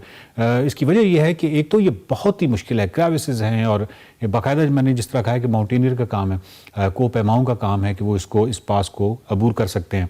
दूसरा ये है कि क्योंकि ये पास जो है वो तकरीबन नाकाबिल अबूर था तो इसके हवाले से फिर बहुत सारी देवमालाई कहानियाँ भी थीं और कहा जाता था कि जो भूत हैं और इस तरह की जो मखलूक़ात हैं वो उनको किसी को अपने इलाके में नहीं आने देते और जो भूले से आ जाए उसे मुश्किल तरीन पहाड़ों की भूल बलियों में गुम कर देते हैं। फिर 2007 आता है और अब्दूहू लिखते हैं कि पाकिस्तान टूरिज़्म में खबर गर्दिश करती है कि जेफ हॉबिन नाम के एक ट्रैकर ने खुर्दुपिन पास को अबूर करने का कारनामा सरअंजाम दे दिया है। 2007 के बाद फिर ये सामिया रफ़ीक हैं जो कि शमशाल के एक बहादुर जवान है कुदरत, उनके साथ मिलके ये सामिया जो हैं ये भी अबूर करती हैं। अब ये जो टीम है जो कि ज़ीशान और डॉक्टर एहसन और अब्दुहू और इन लोगों पर मुश्तमिल है, ये ख्वाब कब से देख रही है खुर्दुपिन पास को अबूर करने का? 1999 से, और उसके बाद से ये उन तैयारियों में हैं। और फिर जो आपको मालूम है कि जो ख्वाब बड़े ख्वाब होते हैं, बड़े ख्वाब पालना आसान नहीं होता, उनके पीछे कुछ फाइनेंसेस भी और इस तरह की चीज़ें भी इन्वॉल्व होती हैं। सो ट्रैकिंग का सामान जो है उसको किस तरह इकट्ठा किया गया और उसके बाद ये जो सफ़र है ये कैसे शुरू होता है। खुर्दुपिन पास हो या कोई भी ऐसी मुश्किल तरीन जगह हैं, उसके वाले से लिटरेचर आपको बहुत कम मिलेगा, गाइडेंस आपको बहुत कम मिलेगी, क्योंकि उन जगहों पे बहुत कम लोग जाते हैं। आपको याद हो तो आपको इसी एक्सप्रेसो में फ़रह महमूद से मिलवाया था। फ़रह महमूद भी पाकिस्तान की बड़ी बाकमाल ट्रैकर हैं। ये फ़रह महमूद वही हैं जिन्होंने खुर्दुपिन पास कर रखा है। इन्होंने बाद में किया और अब्दुहू और इन लोगों ने पहले किया और इसको एक किताब की शक्ल में डाला, खुर्दुपिन पास पर ख़तर रास्तों का सफ़र। स्पेशली अगर आपको पैमाई और ट्रैकिंग के हवाले से बहुत ज़्यादा इंटरेस्ट रखते हैं तो ये आपको कदम कदम रहनुमाई करते हुए खुर्दुपिन पास अबूर करवाता है और आपके अंदर एक ऐसे ख्वाब को मुतशक्किल करता है, एक ऐसा ख्वाब आपके अंदर बुनता है कि आपका दिल करता है कि आप भी खुर्दुपिन पास करें। तस्वीर बहुत ही कमाल हैं और वो तस्वीर जो हैं वो आपको बताती हैं कि ये किस कदर पुरखतर रास्ता है और इसके लिए क्यों कहा जाता है कि ये तकरीबन जब तक अगर आप माउंटेनियर नहीं हैं तो ये आपके लिए बहुत मुश्किल तरीन ट्रैक हो सकता है। अब्दुहू की कोई भी किताब पढ़ते हुए, चाहे वो कोई फिक्शन टाइप की किताब हो, जिस तरीके से मैं इसको कह सकता हूँ कि ये कहानी है और ये कहानी जो है ये इस पास को अबूर करने की है, लेकिन अब्दुहू क्योंकि बुनियादी तौर पर एक रिसर्चर हैं तो उनकी कोई भी जब आप किताब पढ़ रहे होते हैं तो बहुत सारा इल्म आपको हासिल होता है, क्योंकि जब वो राका पोशी का जिक्र करेंगे तो वो 2 सफ़े राका पोशी पर लिखेंगे और बहुत ही इख्तिसार के साथ पूरी राका पोशी की तारीख को उन 2 सफ़ों में बंद करने की कोशिश करेंगे। अगर वो दिरान पीक का जिक्र करेंगे तो वो दिरान पीक का सिर्फ कहते हुए नहीं गुजरेंगे, वो दिरान के बारे में डिटेल इंट्रोडक्शन करवाएंगे, उसकी जितनी भी हिस्ट्री है और स्पेशली जो एक्सपीडिशंस या मुहिम्मात की हिस्ट्री है वो आपको बताएंगे। इसी तरीके से जो स्नो लेक है या ब्याफो ग्लेशियर है तो उसकी एक तो वो हिस्ट्री को यानी उसके कोई ऑब्जेक्टिव जो एक नज़र है उस नज़र से भी देखते हैं और बाकी जो स्टोरी है, जो कहानी है वो रमा रहती है और खुर्दुपिन पास को अबूर करते हुए स्नो लेक और फिर ब्याफो ग्लेशियर पे होते हुए स्कोले गांव ये लोग पहुंचते हैं और ये एक बहुत बड़ा कारनामा है, इसमें कोई शक नहीं है। तो क्योंकि ये रिसर्चर हैं तो ये सिर्फ ये नहीं कहेंगे कि हम ट्रैकिंग का सामान इकट्ठा करते रहे, वो ट्रैकिंग का सामान के हवाले से पूरा एक चैप्टर है, तो वो आपको आगाही देता है कि अच्छा ट्रैकिंग का सामान ये होता है और यहाँ से मिलता है। सो अब्दुहू क्योंकि रिसर्चर भी हैं तो उनकी ये किताब जो है फिर और ज़्यादा इसके हवाले से उसकी अहमियत हो जाती है। जो लोग ट्रैकिंग से मोहब्बत करते हैं, जो लोग कोपैमाई से मोहब्बत करते हैं, जो लोग पाकिस्तानी शुमाल से मोहब्बत करते हैं, जो लोग फितरत से मोहब्बत करते हैं और जो लोग बड़े ख्वाब देखने का हौसला रखते हैं, वो ये समझते हैं कि खुशी का रास्ता जो है वो खुर्दुपिन पास से होकर गुजरता है। देखते रहिए एक्सप्रेसो किताब। Welcome back to espresso. Programme के दूसरे हिस्से में आपको खुशामदीद कहेंगे। इलेक्शन तो 8 फरवरी को होने, लेकिन हमने अपने तौर पर एक पब्लिक सर्वे शुरू कर दिया है लोगों से जानने के लिए कि वो किस पॉलिटिकल पार्टी की तरफ मुतवज्जे हैं ज़्यादा। लास्ट टाइम आपको याद है मैं आपको नवाज शरीफ साहब साबिक वज़ीर-ए-आज़म के हल्के में लेकर गए थे। आज हम लाहौर के जिन इलाकों में लेकर जा रहे हैं इनका ताल्लुक है जी शहबाज शरीफ साहब साबिक वज़ीर-ए-आज़म और साबिक वज़ीर आला पंजाब के हल्के से। यहाँ पे लोग इस वक्त क्या सोच रहे हैं, क्या माइंड है उनका 8 फरवरी के इंतखाबात को लेकर। सिकंदर भट्ट साहब तड़के तड़के में आपको दिखा रहे हैं। अस्सलाम वालेकुम। एक्सप्रेसो तड़के तड़के के साथ मैं हूं सिकंदर भट्ट। आज हम करेंगे यहां पर वर्बल पोल के जरिए एक इलेक्शन सर्वे कंडक्ट और जानेंगे पब्लिक पल्स क्या बोलती है। मेरे साथ रहिएगा।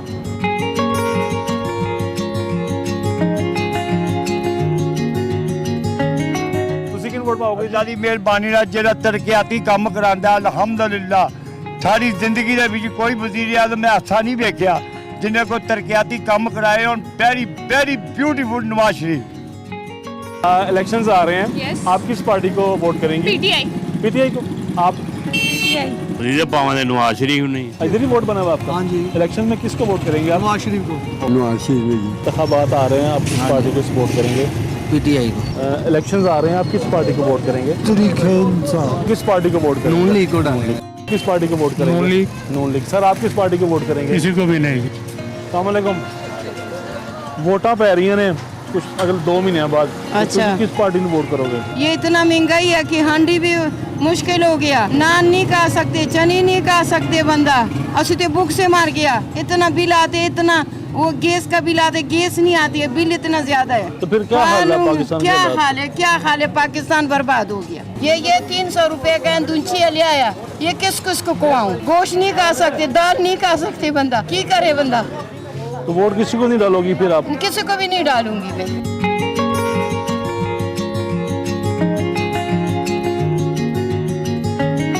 इलेक्शंस आ रहे हैं, किस पार्टी में सपोर्ट करोगे? ਜਿਹਨੂੰ ਕਹੋਗੇ ਕਰ ਦਿਆਂਗੇ मैं नहीं कहना किसी का। ਤਾਂ ਬਸ ਫਿਰ मैं सिर्फ ਤੁਹਾਡੀ ਰਾਏ ਲੈਣੀ ਹੈ। मैं ਤੁਹਾਡੀ ਅੱਖ ਦੇ ਨਾਲ ਦੁਨੀਆ ਨੂੰ ਦੇਖਣਾ ਚਾਹਨਾ। ਮੇਰਾ ਤਾਂ ਦੇਖੋ ਜੀ ਨਹੀਂ ਨਹੀਂ ਇਹ ਕੋਈ ਗੱਲ ਨਹੀਂ ਯਾਰ ਜਿਹੜੇ ਕੋਈ ਅੱਛੇ ਹੋਣਗੇ ਉਹਨਾਂ ਨੂੰ ਪਾ ਦੇਂਗੇ ਵੋਟ ਅੱਛਾ ਜੀ। ਹਾਂ ਕੌਣ ਕੌਣ ਅੱਛਾ ਲੱਗ ਰਿਹਾ ਤੁਹਾਨੂੰ? ਸਾਡੇ ਅਸਲ ਸਾਰੇ ਹੀ ਅੱਛੇ ਨੇ ਸਾਰੇ ਅੱਛੇ? ਹਾਂ ਜਿਹੜੀ ਗੱਲ ਸਾਰਿਆਂ ਨੂੰ ਵੋਟ ਪਾ ਦਿਓਗੇ? ਨਹੀਂ ਵੋਟ ਦੇ ਕੋਈ ਪਾਣਾ ਹੈ ਕਿ ਅੱਛਾ। ਸਾਰਿਆਂ ਨੂੰ ਤਾਂ ਨਹੀਂ ਨਾ ਪਾਣਾ ਨਵਾਜ਼ ਸ਼ਰੀਫ ਨੂੰ ਪਾ ਦੇਗਾ ਜੀ भी आप किसको वोट करेंगी? शेर को। गुड हो गया। आप किसको करेंगी? शेर। बेटा आप लोग इधर के मकामी हैं, वोट भी बनी हुई है आपकी? वोट बनी हुई है इधर? हाँ जी वोट भी बना हुआ अच्छा इलेक्शंस आ रहे हैं, किस पार्टी को वोट करेंगे? अल्हम्दुलिल्लाह नवाज शरीफ आप ਨਵਾਜ਼ ਸ਼ਰੀਫ तुसी अगे आओ जनाब। हाँ जी पीटीआई ओके जी। सर अस्सलाम वालेकुम। इलेक्शंस आ रहे हैं सर, किसको वोट करेंगे? ਪੀਟੀਆਈ आप भी अस्सलाम वालेकुम। इलेक्शंस आ रहे हैं, किसको वोट करेंगे? पीटीआई। सर अस्सलाम वालेकुम। बड़े हो, इलेक्शंस आ रहे हैं, किस पार्टी को वोट करेंगे? ਪੀਟੀਆਈ ਜਿੰਦਾਬਾਦ सर अस्सलाम वालेकुम। इन्होंने तो पूछने से पहले बता दिया। हाँ जी। किसको वोट करेंगे? ਪੀਟੀਆਈ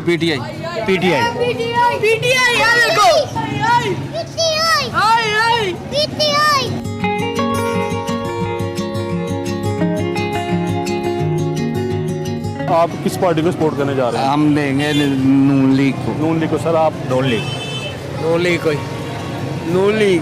गुड हो गया जी। इसी इलाके के हैं आप? इलेक्शन में किस पार्टी को सपोर्ट करेंगे? ਪੀਟੀਆਈ किसी ने भी नहीं करांगे, क्यों की वजह हो गई? सारे अपने अपने सब अपने अपने घर पढ़ने वाले ने, कोई नहीं किसी का पढ़ता। नहीं तो फिर भी किसी ना किसी चुनना तो पैंदा है। कहनी जो इलेक्शन के दफ्तर होना, मैं कहना दफ्तर जाके सारे कहो कोई किसी ने वोट आंदा हो, तुसी करदे की हो? किसी ने भी कुछ नहीं करदे। तुसी सिस्टम तो मायूस हो।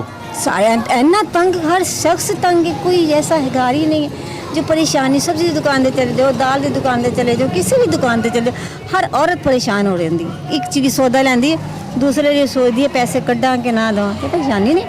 इन्होंने वोटां, सारियां नूं वोटां दवो ते तुसी बैठ जाओ, तुसी वो सारे अपने घर वाल। क्यों उस दादी मैं कोई गलत करनी में?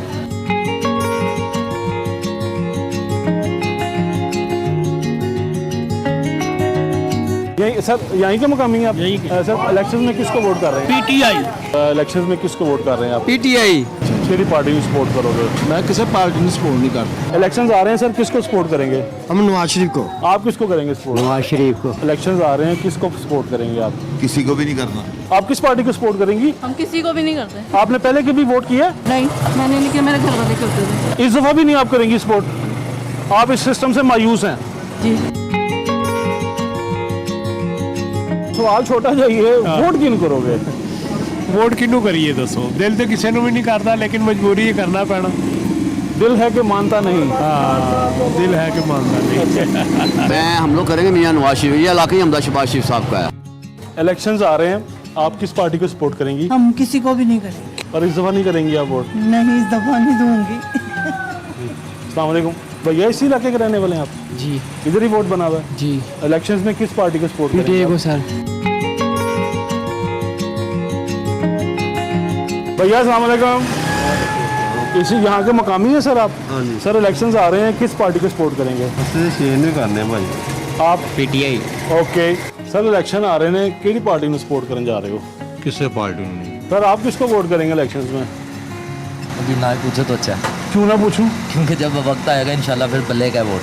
अच्छा इंशाल्लाह। बता दो, आपने दिया। इंशाल्लाह। 24 में आप किस पार्टी को करेंगी? मैं अभी बेनजीर को करूंगी। पीपल्स पार्टी को करेंगी? हाँ जी। ओके थैंक यू बाबा जी। अस्सलाम वालेकुम। वालेकुम अस्सलाम जी। इलेक्शंस आ रहे हैं, जी तो सर आप किस पार्टी को वोट करने जा रहे हैं? मैं तो ऐलान ही कहूँगा जो जेल के अंदर है, जो सिरात मुस्तकीम पढ़ता मैं उसको वोट दूंगा। पार्टी का नाम? पीटीआई। वजह वोट किसको दे रही हैं इलेक्शन में? जिसके नसीब में हो उसे दे देंगे। कोई पार्टी का नाम बताएं। अभी तो फिलहाल कोई नहीं है, कोई नहीं जब है? सामने आएगी तो फिर दे देंगे। अच्छा गुड़िया, आप किसको देंगी वोट? जो हमारे लिए अच्छा होगा हम उसी को देंगे ना। किसको देंगी जो आप? हमारे लिए अच्छा होगा हम उसी को देंगे। आपको क्या लगता है आपके लिए कौन बेहतर है? हमारे लिए तो नवाज शरीफ बेहतर है। हम शेर को सपोर्ट करेंगे। सर इधर के रहने वाले हैं? जी जी। सर इलेक्शन आ रहे हैं, किस पार्टी को सपोर्ट करेंगे आप? अजय अभी तो कुछ समझ में नहीं आ रहा किस पार्टी को किया जाए, क्योंकि नाम शदाम खाएं। कोशिश तो ये कि पीटीआई को प्रमोट किया जाए। इसी इलाके के रहने वाले हैं आप? जी जी। सर इलेक्शंस आ रहे हैं, आप किस पार्टी को वोट करेंगे? 804 को 804 वो कौन सी पार्टी है? तरीके इंसाफ। सर आप इसी इलाके के हैं? इसी इलाके के हैं। जी सर इलेक्शंस आ रहे हैं, किसको सपोर्ट करेंगे आप? देखें ये वक्त आने पर कौन अभी वक्त इतना दूर गए, 2 माह से भी कम का टाइम रह गया। सब ने किया गया हमारे लिए। सर गल है कि होने तक तो कोई बेहतर आया ही नहीं, ठीक है, किसी ने कुछ नहीं दिया। ओके। तो दिल तो किसी को भी नहीं करता वोट देने को, जो कंडीशन है या पोजीशन है, दिल करता है आपको? नहीं आप मोटिवेट नहीं है? किसी को दिल नहीं करता जितना इन्होंने। लेकिन कोई मतलब सब बुरों में से कुछ सबसे कम बुरा अगर चुनना पड़ जाए हाँ जी, हाँ जी। तो फिर चुन लेते हैं, तो सबसे कम बुरा आपको लेकिन फिलहाल तो जेन नहीं पाता किन्नू चुनिए, क्योंकि इन्होंने किसी ने कुछ किया ही नहीं। जो आया बदतर से बदतर ही आया, जो आया बदतर से बदतर ही आया। आप मुझे लगता है पॉलिटिशियन से ज्यादा इस निज़ाम से कोई मायूस हैं? बहुत ज़्यादा, बहुत ज़्यादा सिस्टम से मायूस हैं जी ये।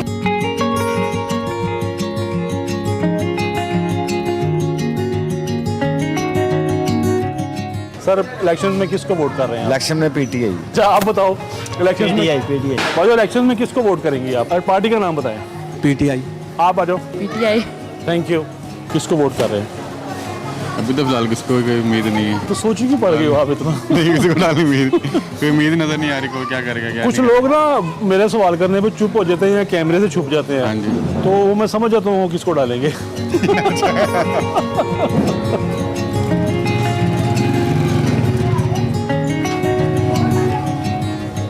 माँ जी वो आगे इलेक्शंस आ रहे हैं, आप किस पार्टी को सपोर्ट करेंगी? पीटीआई को। इलेक्शन में किसको वोट कर रही हैं आप? पीटीआई। इलेक्शन में किसको सपोर्ट करेंगी आप? किसी को भी नहीं। इलेक्शंस आ रहे हैं अल्लाह खैर करे। ਤੇ ਕਿਹੜੀ ਪਾਰਟੀ ਨੂੰ ਸਪੋਰਟ ਕਰਨ ਜਾ ਰਹੇ ਹੋ? ਜਿਹੜਾ ਹੱਕਾਂ ਸੇ ਚੰਗਾ ਹੋਏਗਾ। ਚੰਗੇ ਤੇ ਸਾਰੇ ਹੀ ਨੇ, ਥੋੜਾ ਥੋੜਾ ਹਰ ਇੱਕ ਖੂਬੀ ਹੈ। ਤੁਸੀਂ ਕਿਹਨੂੰ ਵੋਟ ਕਰੋਗੇ? ਇਹ ਇਲਾਕਾ ਹੀ ਉਹਨਾਂ ਦਾ ਹੈਗਾ, ਮੀਆਂ ਉਹਨਾਂ ਦਾ। ਉਹਨਾਂ ਨੂੰ ਵੋਟ ਕਰੋਗੇ? ਦੋਨਾਂ ਨਹੀਂ ਕਰਨਾ ਪੈਣਾ। ਕਰਨਾ ਪੈਣਾ? ਹਾਂ ਜੀ। ਤੁਹਾਡੀ ਕੋਈ ਮਰਜ਼ੀ ਨਹੀਂ ਇਹਦੇ ਵਿੱਚ? ਸਾਡੀ ਮਰਜ਼ੀ ਕੋਈ ਨਹੀਂ।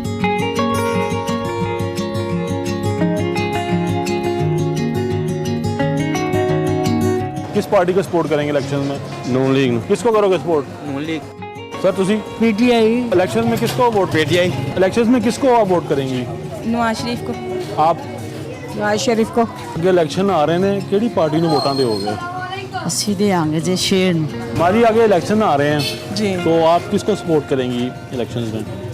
भाई सारे सपोर्ट करांगे, देखो साढ़े सारे अगे हालात खराब किए ने, ते सपोर्ट किनू करिए ते किनू ना करिए। किसको सपोर्ट कर रहे हो आप? अपना शेर ही जिंदाबाद। आप? इंशाल्लाह शेर भी डाल। शेर। अस्सलाम वालेकुम जी। इलेक्शन आ रहे हैं, किन वोट करोगे? किसी को भी नहीं करांगे। जी तो ये था pre election verbal poll survey NA 118 का। तड़के तड़के से मुझे दीजिए इजाजत, अल्लाह हाफिज। Welcome back to Expresso. Break के बाद वापस आ गए। प्रोग्राम के आगाज में हमने आपको दौरे न्यूजीलैंड के हवाले से बताया था। शाहीन शाह अफरीदी की क़यादत में जी 17 रुकनी T20 स्क्वाड का ऐलान किया गया है। वहाब रियाज साहब ने जो चीफ सेलेक्टर हैं और एडवाइज़र हैं उनके साथ जो कामरान अकमल उनके साथ लाहौर में प्रेस कॉन्फ्रेंस की, टीम का ऐलान किया। साहबजादा फरहान के हवाले से बात करें और आज़म खान के हवाले से बात करें तो उनकी वापसी हुई है और हसीबुल्लाह और अब्बास अफरीदी पहली बार शामिल कर लिए गए इस T20 स्क्वाड में। शान मसूद हो, फ़हीम अशरफ और मोहम्मद हारिस हों, वो स्क्वाड में जगह नहीं बना सके और पहली बार शाहीन शाह अफरीदी T20 टीम की क़यादत करेंगे। वहाब रियाज साहब ने कहा जी कि डोमेस्टिक क्रिकेट में जिन खिलाड़ियों ने कारकर्दगी दिखाई है उनको मौका दिया गया है। 5 मैचेस की T20 सीरीज है जो कि 12 जनवरी से शुरू होगी। उससे पहले पर्थ में शान मसूद साहब जो नए कप्तान है उनकी ज़ेरे क़यादत कारकर्दगी, उनकी अपनी भी और टीम की कैसी है वो तो आपने पर्थ में देखी ही है। लेकिन शाहीन शाह अफरीदी क्या कहते हैं बतौर new T20 captain, I mean हमें ये भी देखना पड़ेगा। और फिर उससे आगे हमारी PSL भी सर पे खड़ी है। हमारे साथ डॉक्टर ऑफ क्रिकेट मौजूद है इस वक्त, क्योंकि इस वक्त हमारी टीम को बहुत सारी सर्जरीज की तो पता नहीं जरूरत है नहीं, लेकिन कंसल्टेंसी की ज़रूरत है कि किस किस्म की दवा तफवीज़ की जाए टीम की बेहतरी के लिए। मिर्ज़ा इकबाल बेग साहब हमारे साथ मौजूद है। मिर्ज़ा साहब कैसे हैं आप? ठीक ठाक हैं? मैं बिल्कुल ठीक हूँ। आपको और अरमला दोनों को सुबह बखैर इमरान। मैं अब आपसे सिर्फ मेडिकल टर्म्स में बात करूंगा। जी जी जी प्लीज बोलिए। कंसल्टेंसी तो फ्री में नहीं होती, हम तो फ्री में कंसल्टेंसी दे रहे हैं। अब आप लोगों ने बना दिया। मिर्जा साहब ये फ्री में भी नहीं ले रहा ना कोई कंसल्टेंसी, मसला ही सारा यहाँ पे। मैं तो मेडिकल टर्म्स में आपसे पूछूंगा कि आपने पल्स चेक की है, क्या पल्स ठीक चल रही है टीम की सिलेक्शन के बाद?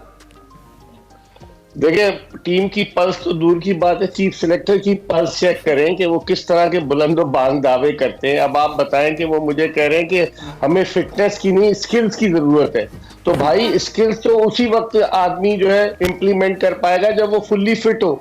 आजम खान के हवाले से उन्होंने मजा का बयान दिया है कि आजम खान को हमने कहा है अपनी फिटनेस को ठीक करें। दुनिया में कौन सा ऐसा क्रिकेटर है जो पहले टीम में आता है पाकिस्तानी और फिर टीम में अपनी फिटनेस पे काम करता है? पहले आप अपनी फिटनेस पे काम करें। आपके पास स्किल्स हैं, no doubt. Azam Khan is potential और अच्छा प्लेयर है, हार्ड हिटर है, लेकिन आप उसकी कारकर्दगी तो देखें कि आजम खान ने गुज़िश्ता जो 5 T20 अब तक खेले पाकिस्तान की जानिब से, 4 इनिंग्स में उसने बैटिंग की है, टोटल 7 रन बनाए। और आपने 3 विकेट कीपर टीम में रख लिए, रिजवान भी, उनके अलावा हसीबुल्लाह बलूचिस्तान का यंग प्लेयर है, बड़ा अच्छा है, अंडर 16 अंडर 19 से आया, is a good prospect for future.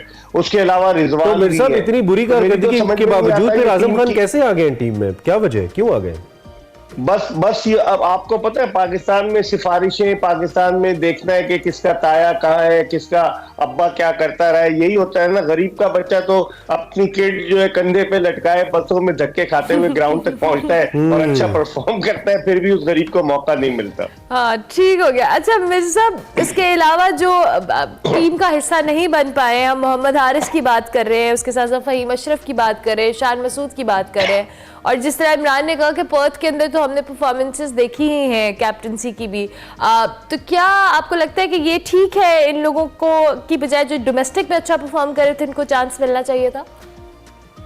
देखिए अरमला, मोहम्मद हारिस अभी 22 साल के हैं। गुज़िश्ता साल T20 वर्ल्ड कप में उनको खिलाया गया। वो अब तक पाकिस्तान की जानिब से 6 वनडे और 9 T20 इंटरनेशनल मैचेस खेल चुके हैं। 2 साल से आप उनको टीम के साथ रख रहे हैं। वर्ल्ड कप में भी वो टीम के साथ थे। अचानक क्या हो गया कि उनको आराम करा दिया गया।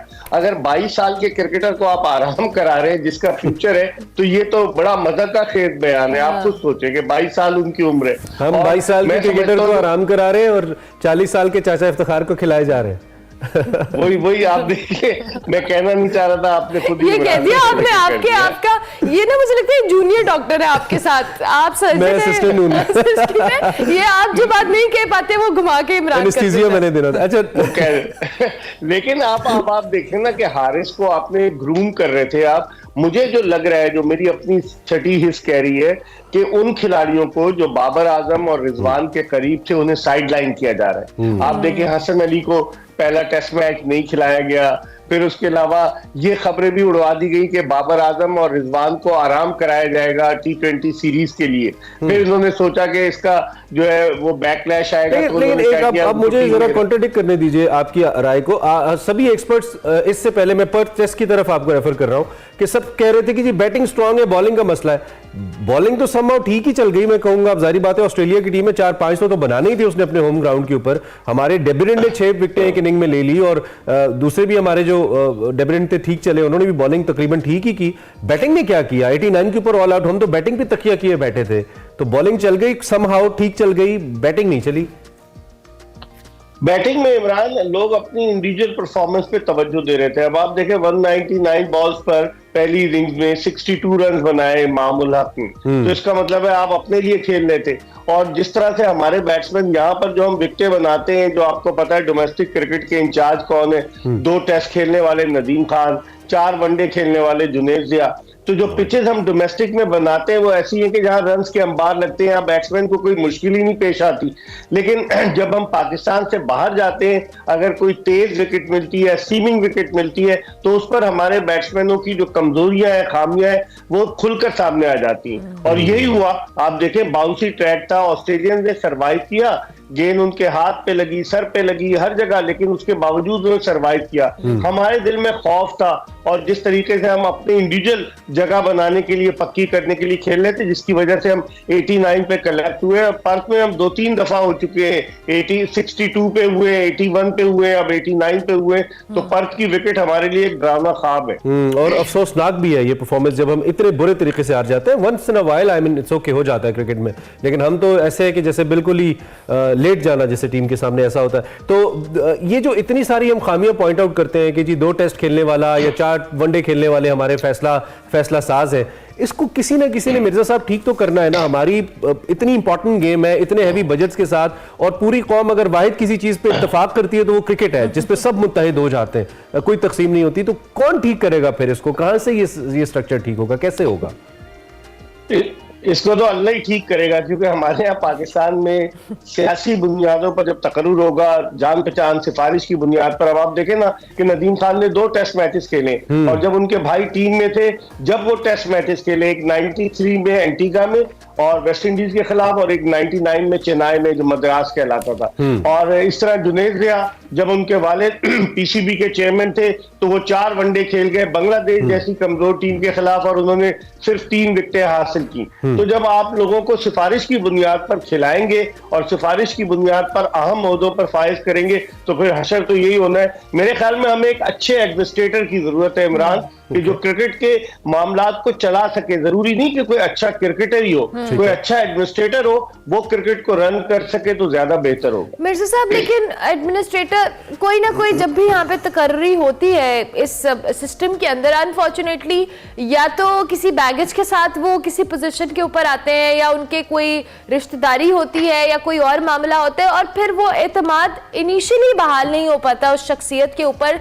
तो फिर वो जो आगे फैसले लेते हैं तो उन फैसलों पे भी इतमाद नहीं होता और बहुत सारे इतराजात होते हैं। तो इस एडमिनिस्ट्रेटर को लाने का जो प्रोसेस है वो भी बड़ा एक शफाफ होना चाहिए। बिल्कुल अरमला, आपने सही निशानदेही की। दरअसल जब नजम सेठी साहब थे 2013 में, उन्होंने पीसीबी के आइन में तब्दीली की कि पाकिस्तान क्रिकेट बोर्ड के जो पेट्रन इन चीफ माजी में सदर मुमलिकत हुआ करते थे, उन्होंने वजीर आजम को कर दिया। तो वजीर आजम की वजह से जब नवाज शरीफ आए, नजम सेठी आ गए, इमरान खान आए, तो उसके बाद एहसान मानवी, रमीज राजा आ गए, फिर उसके बाद रमीज राजा को हटाया गया, शहबाज शरीफ साहब ने कंटिन्यू कुछ अरसे कराया रमीज को, फिर सेठी साहब आ गए, फिर सेठी साहब के बाद ज़काशफ। सियासी बुनियादों पे तकर्रुरी दी होनी चाहिए। पाकिस्तान क्रिकेट बोर्ड में तकर्रुरी मेरिट पर होनी चाहिए। आप भारत की मिसाल ले लें कि वहां कोई शोर मचा जब सौरव गंगोली खुद इंटरेस्टेड नहीं थे, उनको कहा गया कि आप सियासी जमात में शामिल हो जाए, भारतीय जनता पार्टी में, उन्होंने मना कर दिया जय शाह को, और जय शाह ने फिर रॉजर बिनी को बना दिया। लेकिन हमारे यहाँ सियासी बुनियादों पे तकर्रुर होता है, जिसकी वजह से हमारी क्रिकेट बजाय बुलंदी की तरफ जाने के पस्ती की तरफ जाती है। बिल्कुल, सियासी बुनियादों पर जो तकर्रुर है डेफिनेटली। दूसरी जानब ये जो ऑडियो लीक्स का मामला है, हम सुबह पे डिस्कस कर रहे थे कि पहले ये सिर्फ सियासत में हुआ करता था कि ऑडियो लीक आ गई या कोई ऐसा मामला हो गया। अब ये पीसीबी के अंदर भी ये मामला मिर्जा साहब शुरू हो गए हैं। ये कोई अच्छा ट्रेंड तो नहीं है, इसको इनकरेज तो बिल्कुल नहीं करना चाहिए, बट स्टिल देखिए अरमला, 1948 में पाकिस्तान क्रिकेट बोर्ड, जिसका पुराना नाम बीसीसीपी था, board of control for cricket in Pakistan, कायम हुआ, और ये पहली दफा हुआ है। तो इसका मतलब है अगर आपका एडमिनिस्ट्रेटर वीक होगा, अगर उसकी गलतियां होंगी, तो लोग उसके पीछे तो लगे रहेंगे कि किसी तरीके से कोई ना कोई चीज निकाल कर लाए। आप खुद इतने स्ट्रांग हो कि लोगों को जरूरत ही नहीं पेश आए इस तरह की चीजें करने की। और अब ये एक नया ट्रेंड सेट हो गया जो बड़ा खतरनाक है। अब सब बड़े लोग मोहतात होंगे गुफ्तगू करने में। इवन अगर घर में भी कोई बात कर रहा है तो वो भी टेप हो रही है। ये भी हैरत की बात है। मैं समझता हूँ ये पाकिस्तान क्रिकेट के लिए, क्योंकि दुनिया भर में हमारी जगहसाई हो रही है, पाकिस्तान क्रिकेट के लिए बुरी बात है। और फिर आपने देखा पीसीबी की मैनेजमेंट कमेटी के चेयरमैन ने अपोलोजाइज भी किया बाबर आजम से, उनका एक ट्वीट भी आया। तो मैं तो हैरान होता हूं कि इस तरह के मामलात अगर होंगे तो इससे पाकिस्तान क्रिकेट की जो है अच्छाई के बजाय वो बुराई की तरफ जाएगी और रुसवाई होगी। शान मसूद साहब ठीक कैप्टन रहे पहले मैच में? देखें, शान मसूद ने डरहम यूनिवर्सिटी से मास्टर डिग्री ली है और वो ये वही यूनिवर्सिटी है जहां इंग्लैंड के साबिक कप्तान एंड्रयू स्टाउस पढ़ा करते थे। अच्छा। पढ़े लिखे हैं, डिसेंट हैं, कप्तानी कर चुके हैं यॉर्कशायर की। पहले टेस्ट मैच में जो उनको अवेलेबल रिसोर्सेज थी उसके मुताबिक उन्होंने कप्तानी की। 11 रुकनी टीम उनको सही नहीं दी प्रिंसिपल साहब ने, जिसकी वजह से मुश्किल हुई, लेकिन उसमें शान मसूद का भी इनपुट था। मेरे ख्याल में भी मौका देना चाहिए इमरान कि आप एक टेस्ट पर आप किसी की परफॉर्मेंस को एज अ कैप्टन जज नहीं कर सकते। ठीक है। और शाहीन शाह अफरीदी के ऊपर मैं अभी 2 दिन पहले एक आर्टिकल पढ़ा, किसी ने बड़ी तफसील से उनकी वो कैसे आउट ऑफ फॉर्म हुए, कैसे वो अपनी इंजरी के साथ अपने आप को कैरी करते रहे, और वो इंजरी मुसलसल उनकी बुरी परफॉर्मेंस की बुनियादी वजह है। और किसी ने तो ये भी कहा है कि हो सकता है कि आने वाले वक्त के अंदर शायद दोबारा शाहीन शाह अफरीदी खुदा न खास्ता अपने ओरिजिनल कलर में हमें नजर ना आए, जो उनका एक खासा रहा है न्यू बॉल को लेकर। आपका इस पे क्या टेक है मेरे साहब? ये क्या बात ऐसे ही है जैसे बताई जा रही है, और फिर शाहीन को खुद कितना जरूरत है कि वो अपने ऊपर फोकस करे? अगर कोई ऐसी चीज है भी तो he should take a break and I think should work upon himself. आप इस पे क्या कहेंगे? आपने बिल्कुल सही कहा। जब 2018 में शाहीन शाह अफरीदी ने अपना इंटरनेशनल क्रिकेट कैरियर शुरू किया तो मुसलसल उन्हें तीनों फॉर्मेट में, टेस्ट, T20, वनडे में खिलाते रहे, लीग्स भी खेलते रहे। तो एक फास्ट बॉलर है जो स्पाइक्स पहनकर बॉलिंग करता है, उस पर प्रेशर तो आएगा। और जब वो 2021 में अनफिट हुए श्रीलंका के दौरे पर, तो फिर आप अंदाजा लगा लें 1 साल तकरीबन बाहर रहे। तो मेरे ख्याल में उनको खुद अपने लोड को मैनेज करना चाहिए। जो इतना बड़ा एंटोराज है टीम के साथ, टीम मैनेजमेंट उनका लोड मैनेज करे कि कहाँ खेलना है कहाँ नहीं खेलना। अभी भी आप देखें, वर्ल्ड कप खेले, अब टेस्ट मैच खेले, अब T20 में कप्तानी करेंगे, जून में वर्ल्ड कप हो रहा है वेस्ट इंडीज और अमेरिका में, वहां जाएंगे तो बहुत ज्यादा, और फिर PSL शुरू हो रही है फरवरी में, तो लोड बहुत ज्यादा है। शाहीन शाह अफरीदी को खुद इस बात का ख्याल करना होगा कि कहाँ खेलना है कहाँ नहीं खेलना। ठीक है। दूसरी जानिब हम PSL की बात करें, आपसे पहले भी डिस्कशन रहती है। मैं मिचेल स्टार्क के बारे में पढ़ रहा हूं कि IPL की तारीख के सबसे महंगे खिलाड़ी साबित हुए। 24.75 crore rupees Kolkata night Riders ने उनकी बोली दी और वो गए हैं। इसी तरह से जो पैट कमिंस है वो भी कुछ तकरीबन 20 करोड़ के अंदर, वो भी 20.5 के अंदर वो गए हैं। How you see, I mean इतनी ज्यादा ह्यूज अमाउंट्स, और उसके मुकाबले में फिर हम गिला करें कि PSL में बड़े नाम नहीं है मेरे साहब।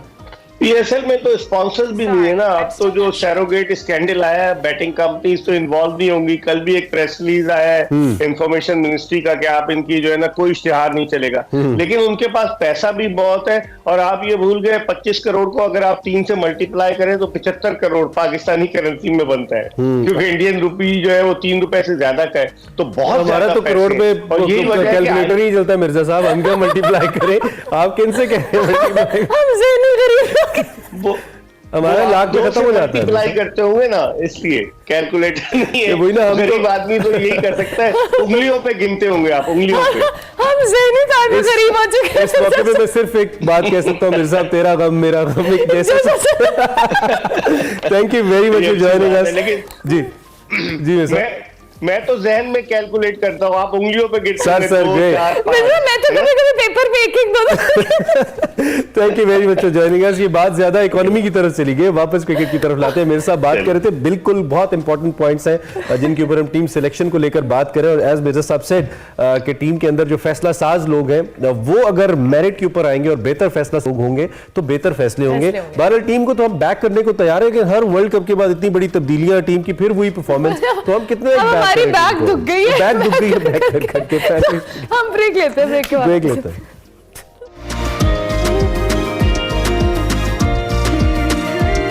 Welcome back. आपको थोड़ा सा कुछ म्यूजिक का तड़का लगाते हैं आपकी सुबह को। सिंस वेडनेसडेज तो हमारी कोशिश होती है कि जो वीकेंड्स होते हैं इसके ऊपर थोड़ा थोड़ा हम आपको म्यूजिक देते रहें।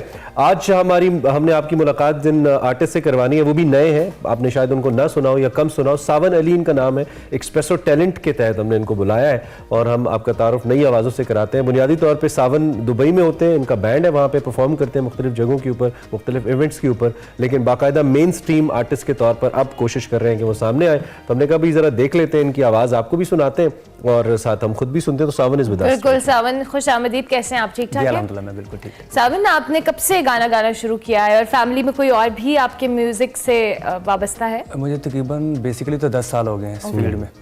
तो बेसिकली सरगोदा से हूँ मैं। ठीक है। फैमिली में तो कोई भी नहीं गाता और वालिद साहब गाने भी नहीं देते थे, क्योंकि आवाज़ बचपन से ही अच्छी थी, नात खानी वगैरह मैं करता था स्कूल में, कॉलेज में। तो मेरे एक टीचर थे, उन्होंने सपोर्ट की कि आपकी आवाज़ बड़ी अच्छी है, आप इसको आगे लेके चलें, आगे कंपटीशंस में जाएं, मैं आपको सपोर्ट करता हूँ। फिर उन्होंने मुझे सपोर्ट किया और फिर आगे यूनिवर्सिटीज़ में, कॉलेजेस में कंपटीशन मैंने विन किए। उसके बाद फिर जितने भी है वो शोज़ वगैरह आगे प्रोफेशनल बैंड के साथ परफॉर्म करता रहा। फिर पाकिस्तान से आगे दुबई शिफ्ट हो गया। अच्छा, तो आगे उधर और से दुबई भी आप वैसे जॉब के लिए गए थे या गाने को ही ज़हन में लेके नहीं गए सर, थे? मैं जॉब तो मुझे बहुत मिली है लेकिन मैंने जॉब की नहीं है। मैंने कहा मैंने म्यूजिक ही करना है और ये मेरी लाइफ है। ठीक है, और लोग सुनते हैं, अप्रिशिएट सुनते हैं, अल्हम्दुलिल्लाह बहुत। जबरदस्त। तारुफ कराइए अपनी आवाज़ का, जरा कुछ सुनाइए, लोगों को पता चले आप कैसा गाते हैं और क्या गाते जी, मैं इंस्पायर्ड भी हूँ खान साहब, नुसरत फ़तेह अली खान साहब, मैं अच्छा, अपना रूहानी उस्ताद भी मानता हूँ और उनको सुन के ही मैं इस फील्ड में भी आया था। चलिए, स्पेशली सुनाइए जी, उनकी आप। बहुत अच्छी चीज़ आपको पेश जी सावन, सुनाइए।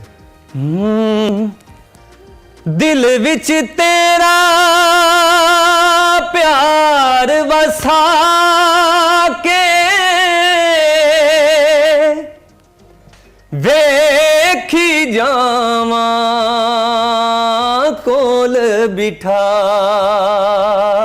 के, दिल विच तेरा प्यार वसा के वेखी जावा कोल बिठा के, सरे गरे गरे दसा, सरे गरे रे रे रे, सरे गरे दसा, ओ किन्ना सोना तेनू रब ने बनाया, किन्ना सोना तेनू रब ने बनाया, दिल कर वेखदा रवां, ओ किन्ना सोना तेनू रब ने बनाया, दिल मुड़दा नी लख समझाया, मुड़दा नी लख समझाया, दिल कर वेखदा रवां, किन्ना सोना तेनू रब ने बनाया, प्यार तेरा है जिंदगी मेरी, करनी है मैं पूजा तेरी, तेनू दिल वाले शीशे च सजाया, तेनू दिल वाले शीशे च सजाया, दिल कर वेखदा रवां, किन्ना सोना तेनू रब ने बनाया। वाह वाह वाह वाह वाह, बहुत अच्छे। एक सेकंड, थैंक यू, बहुत थैंक यू अच्छे, सो मच। जबरदस्त। ज्यादा नुसरत फतेह अली खान साहब स्टाइल ही गाते हैं? जी, मैं ज्यादा बेसिकली तो इनको ही गाता हूँ, लेकिन जो भी डिमांड्स होती हैं उसके साथ साथ भी चलना पड़ता है। आपका ताल्लुक चूंकि सरगोदा से है तो ये तो आई बिलीव सराइकी बेल्ट है। जी, सराइकी बेल्ट है, बिल्कुल। तो वो सराइकी ज्यादा इंस्पायर्ड किसी से नहीं है, क्योंकि यहाँ के सिंगर हमने देखा है, लाउड तो आप वैसे ही हैं, लाउड है आवाजें ऐसे सर, तो ज्यादा फोक गाते हैं और फोक भी गाते हैं क्योंकि हमारा कल्चर उधर ज्यादा फोक है ना, तो उधर इवेंट्स वगैरह जो है वो करते हैं, लोग बुलाते हैं काफी ज्यादा, लेकिन मैं इसको आगे थोड़ा सा इंटरनेशनल लेकर जाना चाह रहा हूँ, क्योंकि जो मेरा रियल टैलेंट है ना, मैं उसको चाहता हूँ कि मैं आगे लेके जाऊँ। फोक तो एक हद तक रह जाता है, लेकिन इसको आगे मैं इंटरनेशनली। नए गाने वाले के लिए सावन कितना मुश्किल है मेन स्ट्रीम पे आना, या अब आसान है? मैं सोशल मीडिया के पॉइंट ऑफ व्यू से बोल रहा हूँ। तो आप करते हैं एक वीडियो बनाई, टिकटॉक वगैरह यूट्यूब पे निकल जाती है, ऐसे होता है, लेकिन कितना मुश्किल है या आसान है पहले से? अच्छा, मुश्किल ये है कि आजकल सर आपको पता है ऑटो ट्यून ज्यादातर जो रिकॉर्डिंग वगैरह कर लेते हैं, जब सारा काम आपका स्टूडियोज में होता है, स्टूडियो में आप कर लेते हैं, लेकिन जब आपको लाइव परफॉर्म करना पड़ता है ना, हाँ एक दो सॉन्ग आप कर सकते हैं, लेकिन आपको 3 से 4 घंटे, मैं दुबई में 3 से 4 घंटे प्रॉपर मैं परफॉर्म करता हूं। अच्छा, तो सर इतना आपको स्टैमिना चाहिए होता है, वो ही कर सकता है जिसको पता है, जिसकी ऑटो ट्यून है। हाँ बिल्कुल। अगर आपने रिकॉर्डिंग तो करवा ली है, जब आप स्टेज पे आएंगे आपको लाइव करना पड़ेगा, तो आपके लिए मुश्किल हो जाएगा फिर। तो इसलिए आपको चाहिए कि हाँ आप मेहनत करके आगे आए। तो और बहुत सारे सिंगर्स ऐसे हैं जो लाइव गाते भी नहीं है, गाते भी नहीं है, कुछ और हमारे देखने वालों को सुनाए, कुछ और सुनाएंगे सुबह जी। मैं खान साहब का ही, नुसरत साहब का जरूर जरूर सर, जरूर। नागण वांगो डंग दियां रातां, पतझड़ लगदियां ने बरसातां, हंझू हार परावण अखियां, लोकी हसदे रोवण अखियां, लख वारी ये करो दुआ एक बार ना बिछड़े किसे दा यार ना विछड़े, किसे दा यार ना विछड़े, इस तो डाडा दुख ना कोई, इस तो डाडा दुख ना कोई, प्यार ना बिछड़े किसे दा, यार ना बिछड़े किसे दा, यार ना बिछड़े। नागन वांगो डंग दियां रातां, पतझड़ लगदियां ने बरसातां, हंजुआ हार परोमण अखियां, लोकी हस दे रोमण अखियां, दुनिया बिछड़े नहीं परवाह गमखार ना बिछड़े किसे दा, यार ना बिछड़े किसे दा, यार ना बिछड़े। दुबई में भी इतने ही दिल टूटे हुए लोगों के जहाँ पे आप गाते हैं, इससे भी ज्यादा है, इससे भी ज्यादा है। ये मतलब एक ग्लोबल फिनोमिनन है। बिल्कुल जबरदस्त गा रहे हैं आप माशाल्लाह, वेरी लाउड और जबरदस्त। आगे क्या प्लान्स है, क्या चाहते हैं, ख्वाहिश क्या है बतौर सिंगर आपकी? प्लान जी है सर कि मैं उधर अभी अपना एक वीडियो शूट कर रहा हूँ, गुजारिश मेरा सॉन्ग है, और उसकी वीडियो उधर से मैं कंपनी एक जो मुझे सारा सपोर्ट कर रहे हैं, सारा कुछ मेरा सब कुछ ओके है अभी, और ये मैं इसी मंथ के एंड पे जा रहा हूँ वापस। ठीक है। और एक बहुत अच्छा प्रोजेक्ट है, ये 2 से 3 में वीडियोस कर रहा हूँ अभी। एक मेरा गुजारिश सॉन्ग आ रहा है, बहुत अच्छा है। ठीक है। और मुझे उम्मीद है कि वो सुना तो नहीं सकेंगे आप हमें अभी? वो अगर कहते हैं तो सुना देते हैं। रिस्ट्रिक्शन नहीं है तो सुनाइए, बाज़ औक़ात कंपनीज नहीं, आप अगर थोड़ा सा हमें सुना दीजिए 2 लाइंस। तू ही दिल है, तू ही जान है, नाइस, तू ही मेरे जीने की है वजह, चैन तू है, दर्द तू है, दे रहे हो मुझको क्यों तुम सजा, आके दूरी ये तू मिटा जा, मेरी उलझन को तू सुलझा जा, है गुजारिश है मेरी गुजारिश, है तुझसे गुजारिश, यूं होना जुदा।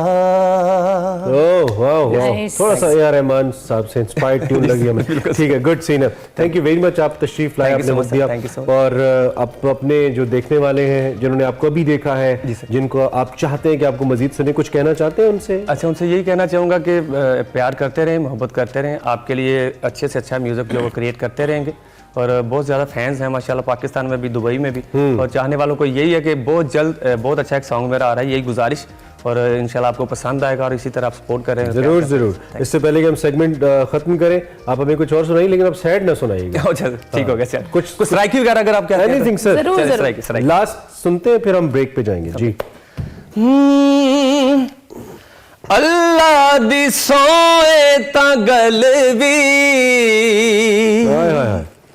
मतलब बिना नहीं करें दे,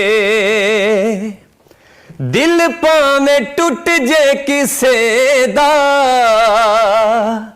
खौफे खुदा नहीं करें दे, खौफे खुदा नहीं करें दे, इन्हां दे कोलों मिलदा ए रोग जुदाइयां दा, असां इत्थे नहीं आउणा, ए गली बेवफावां दी, महल्ला हर जायां दा, असां इत्थे नहीं आउणा, ए गली बेवफावां दी। Welcome back to espresso programme का बिल्कुल आखिरी हिस्सा। हम आपको जाते जाते एक्सरसाइज लाजमी करवाते हैं, और आज एक्सरसाइज के लिए हमारे साथ फैसल है, फैसल से हम एक्सरसाइज करते हैं। जी फैसल। इमरान एंड अरमला, तो आज का जो हमारा वर्कआउट होगा वो होगा शोल्डर का। तो शोल्डर में जो टेक्निक्स है वो आप बहुत ध्यान से देखिएगा, क्योंकि इसमें इस चीज़ का ख़ास ख्याल करना होता है। तो सबसे पहले होगा शोल्डर का वार्म अप, उसके बाद हम करेंगे, मैं करूँगा 3 से 4 रेपिटेशन एज यूजुअल, और आप करेंगे 10 से 12 रेपिटेशन। हर एक्सरसाइज के आप करेंगे 3 सेट।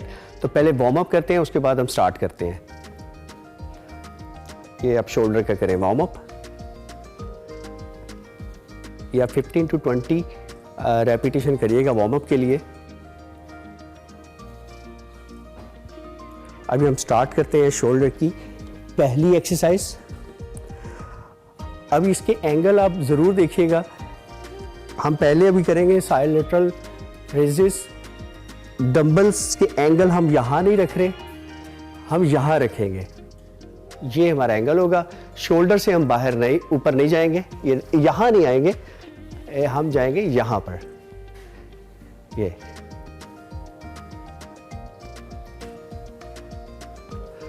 और इसकी और एक टेक्निक देखिएगा कि ये जो रिस्ट है ये आपका बिल्कुल लटका हुआ डाउन ना हो, इसको बिल्कुल स्ट्रेट भी ना हो, बिल्कुल हल्का सा डाउन होगा यहाँ पर। और फिर ये दोबारा से इसको देख लें।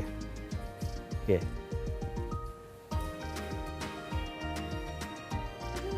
नंबर 2 मूवमेंट जो होगी हमारी होगी वो शोल्डर प्रेस की।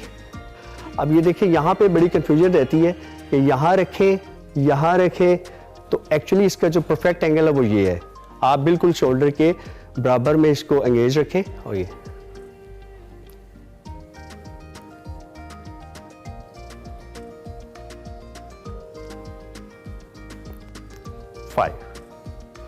3 मूवमेंट हमारी शोल्डर की होगी फ्रंट रेस। अब यहाँ पर भी आपने डंबल की पोजीशन को समझना है। हमने यहाँ डंबल नहीं रखना, यहाँ रखना है और ये हमारी मूवमेंट रहेगी। कि कुछ लोग क्या करते हैं ऊपर चले जाते हैं, तो वो नहीं करना आपने यहाँ पे रखना है अपने शोल्डर के लेवल पे। इसको अगर हम साइड से भी दिखा सकें,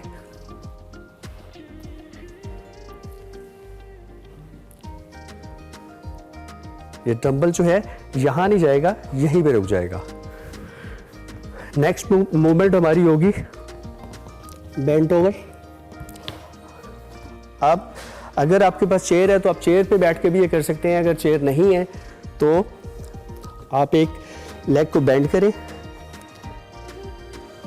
ये डाउन,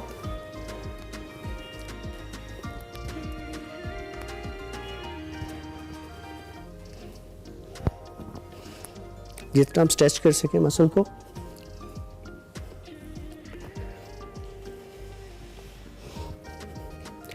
नेक्स्ट मूव हमारी होगी अपराइट रो।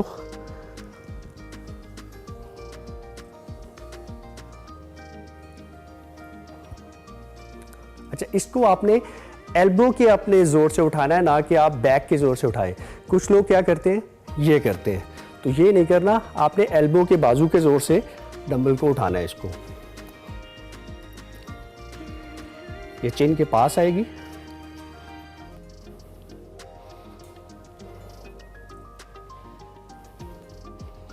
नेक्स्ट हमारी मूव होगी श्रग्स।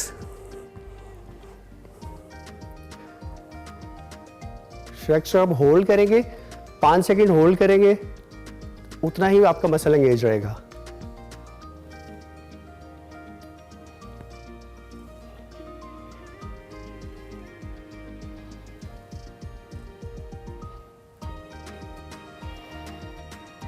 लास्ट मूव हमारी होगी ओवरहेड प्रेस।